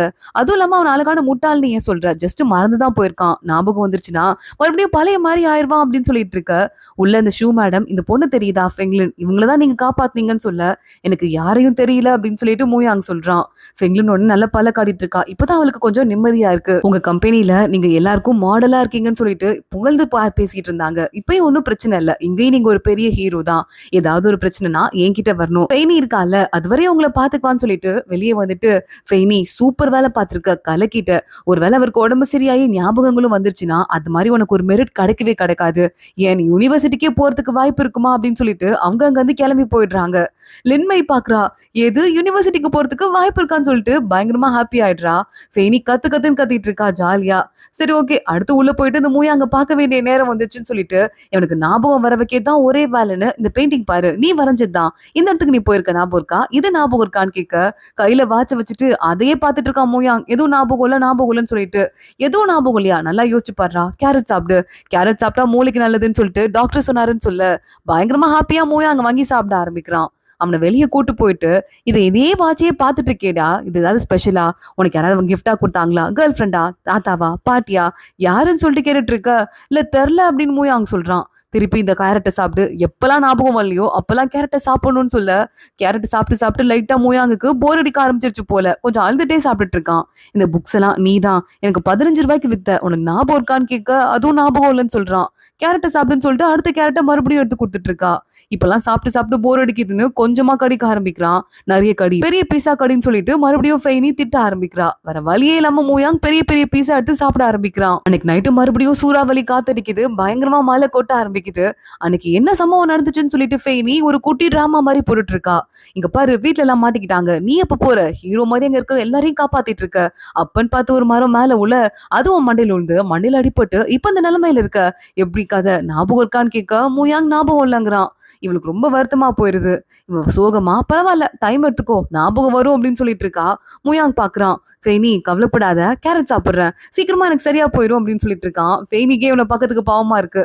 பரவாயில்லடா ஒன்னும் பிரச்சனை இல்லடா அப்படி சொல்லிட்டு இருக்கா. அன்னைக்கு அடுத்த நாள் காலையில வெளியே வராண்டால உட்காந்து வாக்கிங் போயிட்டு இருக்கும் போது ஃபெய்னியை பாக்கிறதுக்கு லின்மை வரா. என்னடி பியானோ வாசிச்சுட்டு இருக்கான், நீ தான் பயங்கரமா கலக்குவியே, அவனுக்கு போய் சொல்லி கொடுக்க வேண்டியதானு கேட்க, நீ வேற காமெடி பண்றக்காதிரி அப்படி சொல்லிட்டு இவ்வளவு சிரிக்க ஆரம்பிக்கிறா. அம்மா அவனுக்கு எதுவுமே ஞாபகம் வரலையாடி அப்படின்னு லின்மை கேட்கிறா. ஒரு வேலை எப்பவுமே ஞாபகம் வராட்டி என்ன பண்ணுவ, எத்தனை வருஷம் பாத்துக்குவேன்னு சொல்ல, எல்லாரும் எதிர்க்கவே மாட்டான்னு சொன்னாங்க இன்சான்ல, கண்டிப்பா அவனுக்கு ஞாபகம் வரும் டி ப்ளீஸ், அப்பெல்லாம் எதையும் சொல்லிடாத. அந்த கேர்ள் ஃப்ரெண்ட் இருக்காளே ஒரே ஒரு தடவை தான் வந்தா, அதுக்கப்புறம் இன்னும் வரவே இல்லை, யூனிவர்சிட்டிக்கு நான் போயே ஆகணும், இவனை நல்லபடியா நான் வந்து சரி பண்ணியே ஆகணும்னு சொல்லிட்டு ஃபெய்னி சொல்லிட்டு இருக்கா. கண்டிப்பா உனக்கு இருக்கிற எண்ணத்துக்கு நீ பெரிய ஆளாவடி அப்படின்னு சொல்ல, அம்மா எங்க அவன் காணாம போயிட்டான் அப்படின்னு கேட்டுட்டு இருக்கும் போதே ஒரு இலையில ஒரு பூச்சி புடிச்சிட்டு வந்துட்டு மூயான் கொடுக்குறான் ஃபெய்னி கிட்ட. ஏய் படுப்பாவி அப்படின்னு சொல்லிட்டு இவ கத்த ஆரம்பிச்சுட்டு, இவ்வளவு பெரிய பையனா இருக்க, ஷூலேஸ் கட்ட எத்தனை தடவை உனக்கு சொல்லி கொடுத்துருக்கேன், ஞாபகம் வச்சுக்க மாட்டியா, இப்படி கட்டணும்னு சொல்லிட்டு ஷூலேஸ் இப்படி கட்டு அப்படின்னு சொல்லி கொடுத்துட்டு இருக்கா. ஃபெய்னி என்ன பண்றாலும் அதை பார்த்து மூயாங்க அதே மாதிரி பண்ண, பரவாயில்ல முட்டாளா இருந்தாலும் சீக்கிரமா கத்துக்கிறான், சொல்ற பேச்செல்லாம் கேட்கறான், நல்ல பையன் தான் அப்படின்னு சொல்லிட்டு இருக்கா. அன்னைக்கு நம்ம மூயாங் ஹாஸ்பிட்டல்ல போய் ஜன்னல் வழியா வேடிக்கை பார்த்துட்டு இருக்கான். அவனோட கேர்ள் ஃப்ரெண்ட் அப்ப வந்துட்டு இருக்கா. கேர்ள் ஃப்ரெண்ட் அவனை பார்த்து பல்ல காட்டினதும் நேரா பக்கத்துல வந்துட்டு இருக்கான். நம்மள பக்கதான் வரான் போலன்னு கட்டி பிடிக்கிறது பக்கத்துல போக, கேர்ள் ஃப்ரெண்டுக்கு பின்னாடி ஃபெய்னி நிக்கிறா. அவளை பார்த்துட்டே பின்னாடி வந்துட்டு வண்டியா அப்படின்னு பல்ல காட்டிட்டு இருக்கான். இந்த பொண்ணு உனக்கு ஞாபகம் இல்லையா அப்படின்னு சொல்லிட்டு ஃபெய்னி கேக்குறா. யாரு இவங்களையா, யாருன்னு தெரியலையே அப்படின்னு சொல்லிட்டு பாத்துட்டு இருக்கான். இது என்ன ஞாபகம் இல்லையா அப்படின்னு அந்த கேர்ள் ஃப்ரெண்ட் ஒரு பக்கம் ஷாக் ஆயிட்டு இருக்க. அவனுக்கு என்னையே ஞாபகம் இல்ல, ஒன்னு எப்படி ஞாபகம் இருக்கும்னு இன்னொரு பொண்ணு குரல் கேக்குது. திரும்பி பார்த்தா அங்க ஒரு பொண்ணு நிக்கிறா. நம்ம மூயாங்கோட சொந்த அக்காவான். அந்த பொண்ணு பேரு மூஜிங். அவ ஃபெய்னியை பார்த்துட்டு உங்ககிட்ட கொஞ்சம் பேசலாமா அப்படின்னு கேட்டுட்டு இருக்கா. ஃபெய்னி, இந்த கேர்ள் ஃப்ரெண்டு மூஜிங் 3 பேரும் ஒன்னா சேர்ந்து பேச ஆரம்பிக்கிறாங்க. நான் டாக்டர் கிட்ட இப்பதான் போய் பேசிட்டு வந்தேன். இப்போதைக்கு அவனால தனியா வாழ முடியாதான், ஆனா என்னாலையும் இவன் கூட இருந்து பாத்துக்க முடியாது, இந்த ஊர்ல அவனை பாத்துக்கிறதுக்குன்னு சொல்லிட்டு யாருமே இல்ல, அதனால இங்க இருக்க ரீஹாபிலிட்டேஷன் சென்டர்ல அவனை போய் நான் சேர்க்க போறேன் அப்படின்னு மூஜிங் சொல்லிட்டு இருக்கா. பக்கத்துல அந்த கேர்ள் ஃப்ரெண்டு, ஆனா அந்த ரீஹாபிலிட்டேஷன் சென்டர் சரி கிடையாது, ரொம்ப மோசமானது அப்படின்னு சொல்ல, அப்ப நீ பாத்துக்குவியா கடைசி வரைய கூட இருந்து, உனக்கு மட்டும் அவன் யூனிவர்சிட்டி வாய்ப்பை உனக்கு விட்டு கொடுக்காம இருந்திருந்தா அவன் என்ன யூனிவர்சிட்டியில இருந்திருப்பான், இந்த மாதிரி ஆக்சிடென்டே நடந்திருக்காது, அந்த நன்றிக்காக நீ பாத்துக்குவியா அப்படின்னு அக்கா கேக்குறா. ஆனா அந்த கேர்ள் ஃப்ரெண்டு வாயை மூடிட்டு இருக்கா. என்னது இதெல்லாம் நடந்திருக்கான்னு சொல்லிட்டு ஃபெய்னி ஒரு பக்கம் ஷாக் ஆயிட்டு பார்த்துட்டு இருக்கா. இந்த பொண்ண பார்க்கறதுக்கே அவளுக்கு அருவருப்பா இருக்கு. ச்சீ இப்படி கூட துரோகம் பண்ணிட்டு ஆளுங்க இருப்பாங்களா அப்படின்னு. உன்னால முடியாதுல்ல, என்னாலயும் பார்த்துக்க முடியாது. நான் இன்னைக்கே போயிட்டு மத்த எல்லா வேலையும் ஏற்பாடு பண்றேன்ட்டு அவங்க அக்கா மூஜின் பாவமா அங்கருந்து கிளம்பிட்டு இருக்கா. அன்னைக்கு ஃபெய்னிக்கு ரொம்ப அப்செட் ஆயிடுது. இப்போ மூயாங்கும் கிளம்பிற போறான். எனக்கு காலேஜ் போறதுக்கான வாய்ப்பே கிடைக்காதுன்னு சொல்லிட்டு அங்க ஒரு தியேட்டர் மாதிரி ஒண்ணு இருக்கு. அங்க கிளம்பி போறா. அத கிளீன் பண்ணிட்டு இருக்காங்க ஒருத்தங்க. அவங்களுக்கு கால் முடியாதவங்க போல. அவங்க கிட்ட இருந்து ஃபெய்னி முறத்த வாங்கிட்டு அவளே தொடப்பு கட்டி எடுத்து அந்த இடத்த ஃபுல்லா கூட்டிட்டு இருக்கா. அவங்க பார்த்துட்டு இருக்காங்க அமைதியா. ஃபெய்னிய பார்த்து அவங்க கேக்குறாங்க, என்னடா ஆச்சு இன்னும் டல்லா இருக்குன்னு கேட்க, டீச்சர் நீங்க தான் கிளாஸ்ல இருக்கும்போது என்ன ஒவ்வொரு தடவையும் ஊசி பேத்தி விட்டு யூனிவர்சிட்டிக்கு போகணும்னு நினைக்க வச்சீங்க. இப்ப எனக்கு யூனிவர்சிட்டி போறதுக்கு சான்ஸே கிடைக்க மாட்டேங்குது. எந்த பக்கம் போனாலும் முட்டுக்கட்டை போடுறாங்கன்னு ஃபெய்னி சொல்றா. அவங்க பார்த்துட்டு, ஓ அப்படியா, அப்ப அதுக்கும் நான் தான் காரணமா, பரவாயில்ல பொறுப்பேத்துக்கிறேன். ஆனா மனசுக்குள்ள ஒரு எண்ணம் இருக்கு. அது ரொம்ப தீவிரமா இருக்கும்போது அது நடக்காம போறதுக்கு வாய்ப்பே இல்லை. அதனால நீ என்னை திட்டினா கூட பரவாயில்ல, நான் உன்னை சப்போர்ட் பண்றேன். ஆனாலும் காலம் மாறிக்கிட்டே இருக்கு. இந்த நேரத்துல உன்னால யூனிவர்சிட்டிக்கு போக முடியுமா? உன்னை இந்த அளவுக்கு உத்வேகம் கொடுத்தது சரியான்னு எனக்கு தோணுது. ஆனா பரவாயில்ல, உன் பாதையில ஒரு விளக்கா நான் எரியறதுக்கு ரெடியா இருக்கேன். எப்பவுமே உன்னை சப்போர்ட் பண்ணிட்டு பின்னாடி நிப்பேன், புரியுதான்னு சொல்றாங்க. தேங்க்ஸ் டீச்சர்னு சொல்லிட்டு ஃபெய்னி பயங்கரமா இமோஷனல் ஆயிடுறா. மறுபடியும் வீட்டுக்கு கிளம்பி போறா. மோயாங்குக்கு ஞாபகத்தை வர வைக்கிறதுக்கு என்னெல்லாம் பண்ணுன்னு சொல்லிட்டு நிறைய டாக்டர்கிட்ட பேசிட்டு இருக்கா. முதல்ல வந்துட்டு அவனுக்கு மறுபடியும் பழைய கதையெல்லாம் சொல்லணும். ஏதாவது புக்கு கொடுத்து படிக்க வைக்கணும். நியூஸ் பேப்பர்லாம் டெய்லி படிக்க வைக்கணும். அப்பதான் ஞாபகம் வரத்துக்கு சில வாய்ப்புகள் இருக்கு. அது மட்டும் இல்லாம நல்ல ஊட்டச்சத்து சாப்பாடு சாப்பிடணும். வாரத்துக்கு 2 நாளாவது மீட் சாப்பிடணும். மீட் சாப்பிடறதுக்கு காசு வேணும். ஹாஸ்பிட்டல் சாப்பாடுல மீட் எல்லாம் வராது. என்ன பண்றது அப்படின்னு சொல்லிட்டு யோசிக்க ஆரம்பிக்கிறா. சீக்கிரட்டா காசு சேர்த்து வச்சிட்டு இருக்கா. அதை ஓபன் பண்ணிட்டு இதை அண்ணனுக்கு அனுப்ப வேண்டிய காசு, இதை எடுக்க முடியாது. இது நம்ம வீட்டு செலவுக்கு, இதுலயும் தொட முடியாது. இது காலேஜ் நான் படிக்கிறதுக்காக ரொம்ப வருஷமா சேர்த்து வச்சிட்டு இருக்க காசு. இதை எடுத்தா காலேஜ் என்னால எப்படி படிக்க முடியும் சொல்லிட்டு ஃபெய்னி யோசிக்கிறா. ஆனா அந்த காசை தவிர வேற எதுக்குமே வேற வழியே இல்ல. ஒருவேளை அவனுக்கு சரியே ஆகாட்டி நான் யூனிவர்சிட்டிக்கே போக முடியாது. அப்போ அந்த காசை வச்சு என்ன பண்றது? வேற வழியே இல்ல. இதுல இருந்தே காசு எடுத்து அவனுக்கு டெய்லி மீட் எல்லாம் வாங்கி கொடுத்துட வேண்டியதான்னு சொல்லிட்டு அதுல இருந்து ஒரே ஒரு நோட்டை மட்டும் உருவி எடுக்கிறா. கடவுளே என்ன மன்னிச்சிரு, எனக்கு யூனிவர்சிட்டிக்கு போறதுக்கு இடம் கிடைக்கணும், தயவு செஞ்சு கிடைக்கணும் அப்படின்னு சொல்லிட்டு அடுத்த நாள் காலையில உள்ள இருக்க நர்ஸ் எல்லாம், தம்பி இறங்கி வா இறங்கி வான்னு மூயா அங்க கூப்பிட்டு இருக்காங்க. அவங்க அக்கா பக்கத்துல நின்றுட்டு இருக்கா. ஆனா ஜன்னல் வழியா அவன் குதிக்கிறதுக்கு ரெடியா இருக்கான். ஃபெய்னி எங்க போறா. பைத்தியக்காரா என்னடா பண்றேன்னு சொல்லிட்டு அவளுக்கு கீழே இறக்கி விட, ஓ நீ வண்டியான்னு சொல்லிட்டு பல்ல காட்டிட்டு கீழே இறங்குறான். இந்த பொண்ணு பாரு, இவ யாருன்னே எனக்கு தெரியாது, எனக்கு கூட்டு போறதுக்காக வந்துட்டு இருக்கா அப்படின்னு சொல்றான். ஆனா அவங்க அக்காவுக்கு அதை பார்த்ததுமே ரொம்ப அப்செட் ஆயிடுச்சு. அழுதுட்டே அங்க இருந்து போயிடுறா. நான் அவங்க கிட்ட போய் பேசுறேன், நீ இங்கே இருன்னு சொல்லிட்டு ஃபெய்னி அவனை அங்கேயே ஒட்டி கிளம்பி போயிட்டு இருக்க. ஃபெய்னி வந்ததுக்கு அப்புறம் தான் மூயாங்குக்கு நிம்மதியாவே இருக்கு. ஃபெய்னி வெளியே போய் பார்க்கும்போது மூஜிங் அழுதுட்டு இருக்கா. கொஞ்ச நேரம் அழுகட்டும்னு சொல்லிட்டு தனியா டைம் விட்டுட்டு அப்புறம் ஃபெய்னி போய் பேச ஆரம்பிக்கிறா. நீங்க கவலைப்படாதீங்க, நான் அவங்களை பாத்துக்கிறேன், என்னால முடிஞ்ச வரைய பாத்துக்கிறேன். இங்க பாருங்க, அந்த நோட்ஸ் எல்லாம் ரெடி பண்ணிருக்கேன். அவனுக்கு சீக்கிரமா ஞாபகம் வரத்துக்கு இதெல்லாம் பண்ணும். அதெல்லாம் நாங்க பண்ணிட்டே இருக்கோம், நீங்க அதுக்கெல்லாம் ஃபீல் பண்ணாதீங்கன்னு சொல்லிட்டு அவனை மட்டும் அமிச்சிடாதீங்க ரீஹாபிடேஷன் சென்டருக்கு. அங்க போயிட்டு அவன் சரியா ஆகவே மாட்டான். உங்களுக்கும் அது தெரியும். உங்களால பாத்துக்க முடியலன்னு எனக்கு புரிஞ்சுக்க முடியுதுன்னு சொல்ல, என்னை பார்த்தா மனசாட்சியே இல்லாத ஆள் மாதிரி உனக்கு தெரியுது இல்ல அப்படின்னு மூஜிங் கேக்குறா. இல்லையே, சொந்த தம்பியாவே இருந்தாலும் உங்களோட சொந்த வாழ்க்கையே ஒரு தம்பிக்காக தியாகம் பண்ணணும்னு எந்த அவசியமும் கிடையாது. செல்ஃபிஷ்னு சொல்ல முடியாது. உங்களுக்கு ஃபர்ஸ்ட் ப்ரிஃபரன்ஸ் கொடுக்குறீங்க, அதுல எந்த தப்பு இருக்க மாதிரி எனக்கு தெரியல அப்படி சொல்லிட்டு ஃபெய்னி சொல்றா. ஆனா நீ எதுக்காக அவனை பாத்துக்கணும்? நானே இந்த ரிஸ்க் எடுக்காதப்போ அப்படின்னு அவங்க அக்கா கேட்க, அதுவா, எனக்கு நிஜமாவே வந்து மூயாங்க ரொம்ப பிடிச்சிருக்கு, அதனால தான் நான் பாத்துக்கிறேன், செல்ஃபிஷாலாம் அதுல எதுவும் இல்லைன்னு சொல்லிட்டு ஃபெய்னி போய் சொல்லிட்டு இருக்கா. அங்கிருந்து அவங்க அக்கா கிளம்பி போறா. ட்ரெயினை தான் திருப்பி போயிட்டு இருக்கா. இவ ட்ரெயினை போய் போர்டு ஆகுற நேரம் பார்த்து அவ சீட்ல வேற எவனோ உட்காந்துட்டு இருக்கான். சார் எந்திரிங்க சார், இது என்னோட சீட்டுன்னு சொல்ல, அப்படியா, இது என்னம்மா உன் சீட்டு, இங்க பாரு டிக்கெட்டு, உன் டிக்கெட்டை தூக்கி போட்டேன், இப்போ வந்து ஏன் சீட் ஆயிடுச்சு, ஓகேவா அப்படின்னு மறுபடியும் படுத்து தூங்க ஆரம்பிக்கிறான். இவ பயங்கரமா காண்டாயிடுறா. ஏற்கனவே டென்ஷன்ல இருக்கால. அந்த ஆளு ஓங்கி பலார்னு ஒரு அற விட அவன் ஏச்சு சண்டை போட வரான். ட்ரெயினே கூடிட்டு இருக்கு. எப்படிடா உன்ன மாதிரி கேவலமான பிறவிங்கலாம் இன்னும் இந்த பூமியில வாழ்ந்துட்டு இருக்கீங்க? நீங்களாம் மனுஷங்க தானா? இதுவே 7 அடிக்கு ஒரு பையன் வந்து நின்றுந்தா இவ்வளவு மரியாதை இல்லாம பேசிட்டு இருப்பியா? வீக்கா இருக்கிறவங்கள எவ்வளவு கேவலமாடா நடத்துவீங்க? உன்ன மாதிரி ஆளுங்கெல்லாம் நல்லா ஊருக்குள்ள சுத்தும் போது எந்த தப்பு பண்ணாத அவனுக்கு இப்படி ஒரு நிலைமை. அவன் எவ்வளவு நல்ல பையன் தெரியுமா அப்படின்னு சொல்லிட்டு கத்த ஆரம்பிக்க, எவ்வளவு தைரியம் தான் என்ன அடிச்சிருப்பேன்னு சொல்லிட்டு இவன் திருப்பி அடிக்கிறதுக்கு வரான். ஆனா அதுக்குள்ள மூஜிங் மயங்கி கீழே விழுந்துடுறா. அந்த ட்ரெயின்லயே சூஹுவா அப்படின்னு சொல்லிட்டு ஒரு டாக்டர் ஒருத்தர் இருக்காரு. அவர் வேகமா வந்து இவள பாக்குறாரு. இங்கிருந்து இவள தூக்கிட்டு போறாரு. அதுக்கப்புறம் மூச்சிங் எந்திரிக்கும் போது சூஹுவா தனியா கோச்ல இருப்பாரு போல. அதுலதான் இவளும் தூங்கிட்டு இருக்கா. நீங்க யாரு? நான் எதுக்கு இங்க படுத்திருக்கேன் அப்படின்னு சொல்லிட்டு கேட்டுட்டு இருக்க. நான் டாக்டர். நீங்க சுகர் ரொம்ப லோவாயிட்டு ரொம்ப டென்ஷன் ஆனதால மயக்கம் போட்டு விழுந்துட்டீங்க. அதான் நான் உங்களை கூட்டு வந்து இங்க படுக்க வச்சேன். இந்த சீட்டை நீங்க எடுத்துக்கோங்க. உங்க சீட்ல போய் நான் உட்காந்துக்கிறேன்னு சொல்ல, இல்லங்க அப்பெல்லாம் என்னால அட்வான்டேஜ் எடுத்துக்க முடியாது. நான் இங்கேருந்து கிளம்புறேன் அப்படின்னு சொல்லிட்டு மூஜிங் கிளம்புறா. இல்ல பரவாயில்ல, அடுத்த ஸ்டேஷன்ல நான் இறங்கிடுவேன். அப்போ செக்கர் வந்து உங்ககிட்ட எக்ஸ்ட்ரா பைசா வாங்கிப்பாரு. அதுக்காகவாவது நீங்க இங்க இருந்துக்கோங்க. இந்த பிஸ்கெட்டை சாப்பிடுங்க. இதை சாப்பிட்டாதான் உங்க உடம்பு கொஞ்சமாவது தெம்பேறும்னு சொல்ல, அந்த பிஸ்கெட் பாக்கெட்டுக்கு எவ்வளவு விலையோ அந்த காசை கூட எடுத்து கொடுத்துடுறா மூஜிங். சூஹுவாக்கு தெரியுது ரொம்ப ஸ்ட்ரிக்டான பொண்ணுன்னு. சோ காசையும் வாங்கிக்கிறான். அதை அவ சாப்பிட்டுட்டு இருக்கும் போதே, நீங்க யூனிவர்சிட்டியில மேக்ஸ் படிக்கிறீங்களா அப்படின்னு கேட்க, டக்குன்னு பேக புடிச்சுக்கிறான் மூஜிங். இல்லம்மா, உங்களுக்கு தூக்கிட்டு இங்க வரும்போது உங்க ஐடி கார்டுலாம் கீழே விழுந்துருச்சு. அதுலதான் பார்த்தேன்னு சொல்ல, எதுவுமே பேசாம அமைதியா உட்காந்துட்டு இருக்கா. சூஹுவா இந்த பொண்ணுகிட்ட பேச்சே கொடுத்துருக்க கூடாதுன்னு சொல்லிட்டு அங்கிருந்து கிளம்பிடுறான். மூஜிங் அவ புக்கை ஓபன் பண்றா. அதுல ஒரு போட்டோ இருக்கு. நம்ம மூயாங் அப்புறம் நம்ம அம்மா அப்பா எல்லாரும் சேர்ந்து எடுத்த போட்டோ. அதுல அவ தலை மட்டும் தனியா கிழிக்கப்பட்டு அப்புறமா ஓட்டி வைக்கப்பட்டிருக்கு. இப்பதான் அதுக்கு என்ன பிளாஷ்பேக்னு காட்டுறாங்க. மூஜிங் இருக்கால, இவங்க அம்மா அப்பாவெல்லாம் வந்துட்டு பிளாக் பண்ணி வச்சிருக்காங்க கவர்மெண்ட்ல. அந்த காலத்துல பெரிய புரட்சி நடந்தது. அந்த புரட்சிக்கு எதிராக யாரெல்லாம் இருக்காங்களோ அவங்கள பிளாக் பண்ணிடுவாங்க. ஒண்ணு அவங்க பெரிய பணக்காரங்களா இருக்கணும், இல்லைன்னா நிறைய சொத்து வச்சிருக்கவங்களா இருக்கணும், இல்ல அப்படின்னா அந்த புரட்சிக்கு எதிரான கருத்து பேசுறவங்களா இருக்கணும். அந்த மாதிரி இருக்கவங்கள பிளாக் பண்ணிட்டு அந்த குடும்பத்துக்கு எந்த சலுகையும் கொடுக்க மாட்டாங்களாம். அதனால மூஜிங்குக்கும் படிக்க முடியாம இருந்திருக்கு. சார், என் ஃபேமிலி கூட இருக்க எல்லா கனெக்ஷனையும் கட் பண்ணிட்டேன் சார். அவங்க கொடுத்த லெட்டர் போட்டோஸ்ன்னு சொல்லிட்டு எல்லாத்தையுமே டெலீட் பண்ணிட்டேன். எனக்கு மேக்ஸ் படிக்கிறதுக்கு சான்ஸ் கொடுங்கன்னு சொல்லிட்டு அதுக்கப்புறமா இந்த ஒரே ஒரு போட்டோ தான் கையில வச்சிருந்திருக்கா. அதை கூட கிழிச்சிருந்திருக்கா.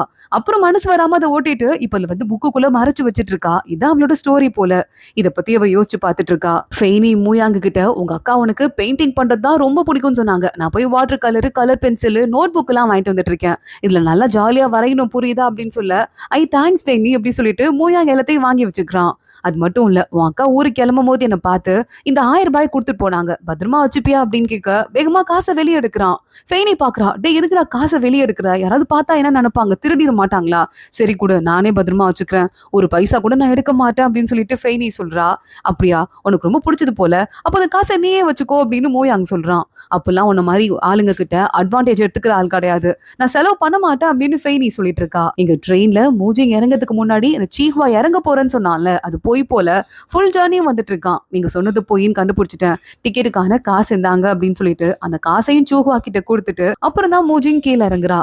ரொம்ப ஸ்ட்ரிக்டான பொண்ணா இருப்பா போலயே அப்படி சொல்லிட்டு சூஹுவாவும் பார்த்துட்டு இருக்கான். மூயாங்குக்கு ஃபெய்னி எப்படி நெயில் எல்லாம் கட் பண்றது அப்படின்னு சொல்லி கொடுத்துட்டு இருக்கா. இப்போ ஓகே தானே, நெயில்லாம் கட் பண்ணியாச்சு. இந்த ஃபர்ஸ்ட் நெயில நான் கட் பண்ணிட்டேன். இப்போ அடுத்து நீ கட் பண்ணி பார்க்கலாம், நீயும் கத்துக்கணும் தானே அப்படின்னு ஃபெய்னி கேக்குறா.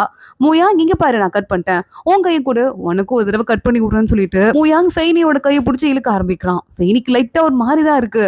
ஆனா அப்பன்னு பார்த்து கட்டவல நகம் கட் பண்றேன்னு வரலையும் சேர்த்து கொஞ்சமா கட் பண்ணிடுறான். ஃபெய்னி கட்டெல்லாம் போட்டுட்டு, நீ மயக்கத்துல இருக்கும் போது, கோமால இருக்கும் போது நான் கொஞ்சமா கட் பண்ணிட்டேன், அதுதானே உனக்கு கோவம், அதுக்கு தானே என்ன பழி வாங்கிட்டேன்னு கேட்க, அதெல்லாம் கண்டுக்காம மூயாங்க உட்காந்துட்டு இருக்கான். இதுக்கும் மேல நிறைய விஷயத்த உனக்கு நான் சொல்லி கொடுக்க போறேன். எப்படி பிரஷ் பண்றது, எப்படி முகம் தேய்க்கிறது, அது மட்டும் இல்லாம எப்படி துணி எல்லாம் மடிச்சு வைக்கிறது, தலை வாடுறது, ஷூ லேஸ் கட்டுறது அப்படின்னு ஒன்னொன்னா நம்ம பார்க்கலாம் புரியுதா அப்படின்னு எல்லாத்தையுமே சொல்லி கொடுக்க ஆரம்பிக்கிறா.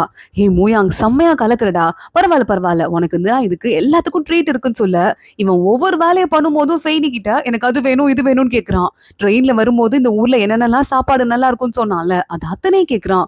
எப்படா உனக்கு இதெல்லாம் மட்டும் ஞாபகம் இருக்கு, வேற எதுவுமே எப்படி மறந்து போகும்னு கேட்க, ட்ரெயின் ஸ்டேஷன் ஞாபகம் இருக்கு அப்படின்னு மூயாங் சொல்றான்.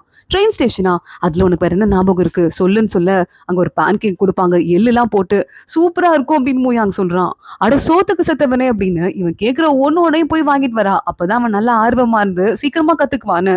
ஃபெய்னியோட காசெல்லாம் கொஞ்சம் கொஞ்சமா கரைஞ்சிட்டே இருக்கு. ஆனா மூயாங் நல்லா சாப்பிட்டு சாப்பிட்டு உடம்ப தேத்திட்டு சூப்பரா ஸ்ட்ராங்கா ஆயிட்டே இருக்கான். பட்டன் தைக்க கத்து கொடுத்துட்டு இருக்கா ஃபெய்னி. கத்துக்கோ அப்படின்னு. எனக்கு இதுக்கு என்ன தெரியுமா வேணும், எனக்கு ரெட் வைன் வேணும் அப்படின்னு சொல்லிட்டு மூயாங் கேக்குறான். மறுபடியும் பார்த்துட்டு, ஆஹா, மூயாங்கோட காசை எடுக்க கூடாது, அவன் கிட்ட எடுக்க மாட்டேன்னு ப்ராமிஸ் பண்ணிருக்கேன், சோ நானாவே காசு சம்பாதிக்கிறேன்னு நைட்டு ஃபுல்லா வீட்டுக்கு போயிட்டு புதுசா துணியெல்லாம் தைக்கிறது வைக்கிறதுக்காக அப்படின்னு ஒன்னொன்னு கஷ்டப்படுறா. அப்பயும் போய் ஒயின் எவ்வளோன்னு கேக்குறா. 10 ரூபான்னு சொல்றாங்க. இது 10 ரூபாயா, அதெல்லாம் சரிப்பட்டு வராதுன்னு இவளே தண்ணியில கொஞ்சமா சோயா சாஸ், திராட்சை எல்லாம் கலந்து ஒயின் கலருக்கு கொண்டு வந்து மூயாங்க கிட்ட கொடுக்குறா. என்னது இது ஒரு மாதிரி காரமா இருக்கு அப்படின்னு மூயாங்க கேக்குறான். இந்த தடவை திராட்சைலாம் நல்லாவே பழுக்கலையாம், கடைக்காரங்களே சொன்னாங்க, அதான் வேற ஒன்னும் இல்லைன்னு சொல்லிட்டு இருக்க. சரி ஓகே, எனக்கு பாட்டு கேட்கணும் போல இருக்கு, நீ மட்டும் எனக்காக பாட்டு பாடுன்னு வச்சுக்கோயேன், என் அக்கா கிட்ட நீ என்ன நல்லா பாத்துக்கிட்டேன்னு கண்டிப்பா சொல்லுவேன்னு சொல்ல, கண்டிப்பா சொல்லணும் அப்படின்னு ஃபெய்னி அவன் முன்னாடி பாட்டு கச்சேரி பண்ணி டான்ஸ்லாம் ஆட ஆரம்பிக்கிறா. ஜாலியா அந்த சோயா சாஸ் ஒயின குடிச்சிட்டே மூயாங் இதெல்லாம் பார்த்து ரசிக்கிறான். தண்ணி கொண்டு வரும்போது நர்ஸ் இவனை மாத்திரை போட சொல்லுமா, போட மாட்டேங்கிறான்னு சொல்லிட்டு அங்கிருந்து போறாங்க. டேய் மூயாங் மாத்திரையை போடு அப்படின்னு சொல்ல, அவ வேகமா கிளம்புறதுக்கு ரெடி ஆயிட்டு இருக்கா. இது கிளம்ப போறியா அப்படின்னு மூயாங் கேக்குறான். ஆமா வீட்டுக்கு போகணும், டின்னர் சாப்பிடணும், நைட் ஷிஃப்ட் இருக்கு எனக்கு கம்பெனில அப்படின்னு சொல்ல, இல்ல எனக்கு நெயில் கட் பண்ணி விடு அப்படின்னு மூயாங் சொல்றான். இப்பதானே ஏற்கனவே கத்து கொடுத்தேன், அதுக்குள்ள உனக்கு மறந்துருச்சான்னு கேட்க, மறந்துருச்சு, நான் ஏற்கனவே நெகத்தை கடிக்க ஆரம்பிச்சிட்டேன், சொல்லி கொடுக்க முடியுமா முடியாதா அப்படின்னு மூயாங் கேக்குறான். இவ சொல்லி கொடுத்துட்டு இருக்கா. ஆனா இவ்ளே குறுகுறு நம்ம பாக்குறத பார்த்துட்டு ஃபெய்னி கண்டுபிடிச்சிடுறா. அட ஃப்ராடு நாயே, என்னை இங்க தங்க வைக்கிறதுக்காக இஷ்டத்துக்கு நீ பேசிட்டு இருக்க, போய் தானே சொன்ன அப்படின்னு கேட்க, ஆமா நீங்க இருந்து போறது எனக்கு பிடிக்கல அப்படின்னு மூயாங் சொல்றான். ஃபெய்னி நோட்டு புக் எடுத்து, இதுவரையும் நான் உனக்கு செஞ்சதெல்லாம் மன்னிச்சிருவேன், அதெல்லாம் கம்பெனி எனக்காக அனுப்புனது தான், இப்ப கூட உனக்கு நெயில் கட் பண்ணி விடுறது இல்லைன்னா வந்து உனக்கு கிளீன் பண்ணி விடுறதுலாம் எனக்கு ப்ராப்ளம் கிடையாது, அதுக்கு நீ காசு கொடுக்க வேணாம், ஆனா ஒவ்வொன்றையும் உனக்கு நான் சொல்லித்தரேன் பாரு, சொல்லித்தர ஒவ்வொரு செஷனுக்கும் நீ எனக்கு காசு கொடுக்கணும் புரியுதா, காஃபி வாங்கிட்டு வா, ஒயின் வாங்கிட்டு வா, சிக்கன் வாங்கிட்டு வா, மட்டன் வாங்கிட்டு வான்னு சொல்லிட்டு என்ன ஒவ்வொரு தடவையும் அனுப்புறல, அது எல்லாத்துக்குமே உங்க அக்கா கொடுத்துட்டு போனாங்கல்ல, அதுல இருந்து நான் காசு எடுத்துக்குவேன், ஓகேவா அப்படி சொல்லிட்டு கேட்டுட்டு இருக்கா. சரி ஓகே ஓகே அப்படின்னு எது சொன்னாலும் ஓகே சொல்லிட்டு இருக்கான். சைன் போடுன்னு சொல்ல, சைனா அது எப்படி போடணும்னு மூயாங் கேக்குறான். இரு ஒரு நிமிஷம் அப்படின்னு பெயிண்ட் எடுத்து கையில அடிச்சு விட்டு 2 பேருமா அந்த லிஸ்ட்ல கை நாட்டு வைக்கிறாங்க. ஓகே இப்போ நீ எனக்கு சொல்லிக் கொடு, இதுக்கு காசு எடுத்துக்கோ, நெயில் கட் பண்றது எப்படி அப்படின்னு கேட்க, அட பாவி இருடா காசு எடுத்துக்கிறேன் அப்படின்னு சொல்லிட்டு சொல்லி கொடுக்க ஆரம்பிக்கிறா. அது மட்டும் இல்லாம மூயாங் உனக்கு ஞாபகம் இருக்கா, நீ ஆல்ரெடி எனக்கு 20 ரூபா இல்ல 40 ரூபா கொடுக்கணும் ஞாபகம் இருக்கா அப்படின்னு கேட்டுட்டு இருக்கா. ஒரு குட்டி பிளாஷ்பேக்க காட்டுறாங்க. ஃபெய்னிட்ட மூயாங் போயிட்டு, ஃபெய்னி சாப்பிட்றதுக்கே காசு இல்ல, கொஞ்சம் காசு கொடுக்குறியான்னு கேட்க, அவ்வளோ 5 ரூபாய் எடுத்து தரா. கவலைப்படாத ஃபெய்னி, நீ கொடுக்குற காசை நான் டபுள் மடங்கு திரும்ப கொடுத்துருவேன்னு சொல்லிட்டு 5 ருபீஸை வாங்கிட்டு போறான். அடுத்து வந்து என்னைக்கு கொடுக்குறேன்னு சொன்னானோ திரும்ப வந்து 10 ரூபாயா கொடுத்துடுறான். ஃபெய்னி எனக்கு ஒரு 20 ரூபா கடன் கிடைக்குமா, திருப்பி வந்து கொடுத்துடுறேன், பாட்டி வந்துட்டாங்கன்னா எனக்கு நிறைய காசு கிடைக்கும், 40 ரூபாயா கொடுக்குறேன்னு சொல்ல, சரி காசு டபுள் ஆகுதுன்னு சொல்லிட்டு ஃபெய்னி என்னைக்கு திரும்ப கொடுப்ப அப்படின்னு கேட்கிறா. சாட்டர்டே வந்து உன்கிட்ட கொடுத்துடுறேன் அப்படின்னு சொன்னதும், சாட்டர்டே அன்னைக்கு பிள்ளைங்களோட வெளியே கூட விளையாட போகாம ஃபெய்னி காம்பவுண்ட்குள்ளே நின்னுட்டு இருக்கா. அன்னைக்கு நைட்டே ஆயிருது. ஆனா மூயாங்க வரவே இல்ல. அப்படி நீ குடுக்கவே இல்லடா, எஸ்கேப் ஆயிட்டடா டாகுன்னு சொல்லிட்டு மூயாங்க இப்ப ஃபெய்னி திட்டுறா. இல்ல அதெல்லாம் எனக்கு ஞாபகம் இல்லைன்னு சொல்ல, இருக்காது ஆனா ஒரு நாள் ஞாபகம் வரும், அப்ப நான் என்ன பண்றேன்னு மட்டும் பாருன்னு சொல்லிட்டு, ஏன்டா மூயாங்க அறிவு கட்டவனே, ட்ரெஸ் துவைக்கிறதுக்கு தானே சொல்லி கொடுத்தேன், என்ன கிழிச்சு வச்சிருக்க அப்படின்னு கேட்க, கெக்க பிக்கன்னு சிரிக்கிறான் மூயாங். சிரிக்காத வாயை மூடுன்னு திட்டிட்டு வேகமா ஃபெய்னி வீட்டுக்கு போறா. அவங்க வீட்டுல போய் பீரோல இருந்து ஒரு சட்டையை எடுக்கிறா. என்னம்மா எதுக்குமா 10 வருஷமா உள்ள கிடக்குற சட்டையை எடுத்துட்டு இருக்கன்னு அவங்க அப்பா கேட்கிறாரு. இல்லப்பா அந்த மூயாங்க இருக்கான்ல, அவன் சட்டை கிழிஞ்சிருச்சு, அவனுக்கு ஒரு சட்டை வேணும்னு சொல்ல, ஏமா அவன் 6 அடிக்கு இருக்கான், என் சட்டைலாம் அவனுக்கு பத்தாதுமா அப்படின்னு அவங்க அப்பா சொல்லிட்டு இருக்காரு. பத்தாட்டி வேற ஏதாவது பழைய துணி இருக்கும்லப்பா, அதனால நீளம் சேர்த்து கைக்கு கொஞ்சம் முட்டு கொடுத்தோன்னு வச்சுக்கோங்களேன் போதும், புது சட்டை ரெடி ஆயிரும்னு சொல்லிட்டு அன்னைக்கே உட்காந்து ஃபெய்னி தைக்க ஆரம்பிக்கிறா. நைட் ஃபுல்லா தைச்சிட்டு அடுத்த நாள் காலைல போய் போட்டு விடுறா. சட்டை உனக்கு பத்தல, அதான் எக்ஸ்ட்ரா துணி வச்சு தைச்சிருக்கேன், நல்லா இருக்குல்லன்னு கேட்க, நல்லா இருக்கு ஃபெய்னி சூப்பரா இருக்கு, கலர் எனக்கு பிடிச்சிருக்குன்னு சொல்றான். இதெல்லாம் கறி துணியா கடந்தது, அதை எடுத்து ஒரு வாஷ் பண்ணி தச்சு வச்சிருக்கேன், நல்லா இருக்குன்னு வேற சொல்றான் பாருன்னு சொல்லிட்டு, சட்டை 20 ரூபாடா அப்படின்னு ஃபெய்னி சொல்றா. 20 ரூபாயா, அப்ப எனக்கு வேணாம் அப்படின்னு மூயாங்கள்ட்ட பாக்குறான். சரி சரி 15 ரூபாய் வச்சுக்கோ, உன்கிட்ட பேரம் பேச சொல்லி கொடுத்தது தப்பா போயிருச்சு, என்கிட்டயே அதை யூஸ் பண்றல, இங்க பாரு ஒழுங்கா உனக்கு படம் வரையத்துக்கு நோட்டு பேப்பர் பேனாலாம் வாங்கிட்டு வந்திருக்கேன், அதெல்லாம் வேஸ்ட் பண்ணாதன்னு சொல்ல, ஃபெய்னி ஒன்னும் வரைவா நீங்க போய் நெல்லு அப்படின்னு சொல்லிட்டு மூயாங்க அவளை நிக்க வச்சுட்டு அவளை வரைய ஆரம்பிக்கிறான். ஃபெய்னிக்கு ஒரே கூச்சமா இருக்கு, வெக்கப்பட்டு நலிஞ்சிட்டே நிக்கிறா. ஃபெய்னி என்ன பாரு திரும்பிட்டே இருந்தனா நான் எப்படி வரையறது அப்படி சொல்லிட்டு கேட்டுட்டு இருக்கான். ஃபெய்னி டேய் உனக்கு ஞாபகம் இருக்காடா, சைக்கிள் என்ன கூட்டு போறேன்னு சொல்லிட்டு என் மேல ஃபுல்லா சேர் அடிச்சு விட்டியே, அப்படி சட்டையை நாசம் பண்ண, அது மட்டும் இல்லாம என் கால் சுலுக்குனதுக்கே நீதான காரணம்னு சொல்லிட்டு, ஆனா உங்க அம்மா ஒரு பெரிய காலேஜ் லெக்சரரு, அப்புறம் உங்க அப்பா ஒரு பெரிய பெயிண்டரு, நீ எதுவுமே உனக்கு அந்த மாதிரி திறமையே வராம இப்படி இருக்கியேடா அப்படின்னு சொல்லிட்டு கேட்டுட்டு இருக்க. ஆனா மூயாங் ஃபெய்னியவே வச்சுக்கொண்டு வாங்காம பாத்துட்டு இருக்கான். ஃபெய்னி நீ சிரிக்கும் போது ரொம்ப அழகா இருக்குன்னு சொல்ல, எப்பெல்லாம் பேசலாம் பாருன்னு சொல்லிட்டு ஃபெய்னி பயங்கரமா ஷாக் ஆயிடுறா. கண்ணத்துக்கிட்ட உனக்கு ஒரு மச்சம் கூட இருக்குன்னு சொல்லிட்டு படம் வரைஞ்சு முடிச்சு ஃபைனலா கண்ணத்துக்கிட்ட மச்சத்தை போடுறான். ஃபெய்னி பாக்குறா, செம்ம அழகா இருக்குடா, போட்டோ ஸ்டுடியோல போய் போட்டோ எடுத்த மாதிரி இருக்கு, சூப்பரா இருக்குன்னு சொல்ல, அப்படியா போட்டோ எடுக்கிறதுக்கு எவ்வளவு காசு, எப்படியும் ஒரு 10 ரூபா ஆகாது, எனக்கு ஒரு 5 ரூபாய்க்கு கொடு அப்படின்னு சொல்லிட்டு கையை நீட்டுறான் மூயாங். என்கிட்டயே இந்த வேலையை காட்டுறல, நான் என்ன பண்றேன்னு மட்டும் பாரு, சீக்கிரமா உன் மெமரி திரும்ப வரட்டும், ஒட்டு மொத்தமா எல்லாத்துக்கும் சேர்த்து காசை வாங்குறேன்னா இல்லையான்னு பாருன்னு சொல்லிட்டு இருக்கா. சும்மா சொன்னேன், உனக்கு டெய்லி கூட உன்னை வரைஞ்சு தரேன், உனக்கு எல்லாமே ஃப்ரீ தான் அப்படின்னு மூயாங் சொல்றான். ஓ அப்படியா ஃப்ரீயா? ஆனா வேணாம். ஏதாவது ஒண்ணு ரேரா இருந்தா தான் அது மேல வந்துட்டு பெரிய பாசம் இருக்கும். டெய்லி ஒண்ணு வரைஞ்சு கொடுத்தா அந்த வேல்யூ போயிரும். உனக்கு ஒண்ணு தெரியுமா? உனக்கு ஒரு கேர்ள் ஃப்ரெண்ட் கூட இருக்காங்க. அவங்கள பத்தி தெரிஞ்சுக்கணும்னு உனக்கு ஆசை இருக்கான்னு கேட்க, வேணாம் எனக்கு எப்படியும் ஞாபகம் இருக்காது அப்படி சொல்லிட்டு மூயாங் சொல்லிடுறான். இங்க தூரமா ஒரு இடத்துல இன்னொரு பையனை காட்டுறாங்க. இந்த பையன் பேரு ஃபெய்டிங். அதாவது நம்ம ஃபெய்னி இருக்கால அவளோட அண்ணன். போன் வந்திருக்கு போய் பேசுப்பான்னு சொல்ல அந்த பையன் அங்க எல்லாருக்கும் விவசாயம் பண்றதுக்கு இன்ஸ்ட்ரக்ஷன் கொடுத்துட்டு இருந்தவன் போன் ரூமுக்கு வரான். அப்போ இந்த லின்மை தான் பேசுறா. என்னடா ரிட்டன் ரிப்போர்ட் ரெடி ஆச்சா இல்லையா? உன் கால இருக்க காயம் ஒன்னும் ஹீல் ஆகவே இல்ல. இன்னமும் உனக்கு ரிட்டன் ரிப்போர்ட் கிடைக்கலனா நீ போய் உன் மெடிக்கல் டாக்குமெண்ட்டை சப்மிட் பண்ணியா இல்லையா? நீ எப்போ திரும்பி வருவ? எப்போ உனக்கும் எனக்கு கல்யாணம் ஆகும்? எத்தனை நாள் நான் உனக்காக வெயிட் பண்ணிருக்கேன். உனக்கு திரும்பி வர ஐடியா ஏதாவது இருக்கா இல்லையா சொல்லிட்டு இவ கத்த ஆரம்பிக்கிறா. அந்த லின் பார்த்துட்டே இருக்கான் அந்த பையன். இப்ப என்ன நான் வரல, நீ வேற யாராவது கல்யாணம் பண்ணிக்கோன்னு சொல்லிட்டு போனை கட் பண்ணிடுறான். கல்யாணம் பண்ணிக்கிறப்போ அப்படின்னு லின்மையும் போனை வச்சுட்டு கோவத்தோட அங்கிருந்து போயிடுறா. எங்க மறுபடியும் யூனிவர்சிட்டியில ஷூ மேடமோட பையன் ஒருத்தர் இருந்தான்ல ஸ்போர்ட்ஸ்ல, அந்த பையன் மறுபடியும் விளையாடிட்டு இருக்கான். அப்போ அந்த பொண்ணு இருக்கால நம்ம மூயாங்கோட கேர்ள் ஃப்ரெண்டு லிங்கி, அவ உட்காந்துட்டு இருக்கா ஃப்ரெண்டோட. ஃப்ரெண்டை மட்டும் லைப்ரரிக்கு நீங்க எது போ, இது ஷூ மேடமோட பையன் தானே அப்படின்னு கேட்டுட்டு பக்கத்துல இருக்கிற ஃப்ரெண்டை மட்டும் அமிச்சிடுறா. நான் ஒரு புக்கை மறந்துட்டேன் போய் எடுத்துட்டு வர போறேன்னு. அந்த பொண்ணு லைப்ரரிக்கு போனதும் மறுபடியும் அவ கொண்டு வந்து உட்காந்துட்டு மேட்சை பார்க்க ஆரம்பிக்கிறா. கரெக்டா அந்த பையன் அடிக்கிற பால் இவ மேல பட்டுருது. ஏய் சாரி சாரி ஏதாவது ஆயிடுச்சா அப்படி சொல்லிட்டு அந்த பையன் கேக்குறான். இவளே இவ கையை நல்லா கிள்ளிக்கிட்டு இல்ல ஒன்னும் ஆகலன்னு கையை காட்டுறா. அச்சோ கை செவந்துருச்சு, சாரி வரியா, நான் உன்னை டாக்டர்கிட்ட கூட்டு போறேன், இன்ஃபார்மர்ல நர்ஸ் இருப்பாங்க வா போலாம் அப்படின்னு சொல்லிட்டு கூப்பிட அந்த பிள்ளை இதான் பிளான்னு சொல்லிட்டு அவன் பின்னாடியே போயிட்டு இருக்கா. அதோட தான் இந்த ஃபர்ஸ்ட் பார்ட் முடியுது. ஃபர்ஸ்ட் பார்ட்லயே எவ்வளவோ பெரிய நிறைய ஸ்டோரி நடந்துருச்சுல. இந்த ஸ்டோரி உங்களுக்கு பிடிச்சிருக்கா? இதை கண்டினியூ பண்ணலாமா? இதை பத்தி என்ன நினைக்கிறீங்க அப்படின்னு எல்லா கருத்தையும் இன்னைக்கு கமெண்ட் செக்ஷன்ல சொல்லுங்க. இதே மாதிரி அடுத்தடுத்த பியூட்டிஃபுல்லான பார்ட்ஸ் வரப்போகுது. அதுக்கு வெயிட் பண்ணிட்டே இருங்க. அது வரைய பாய்.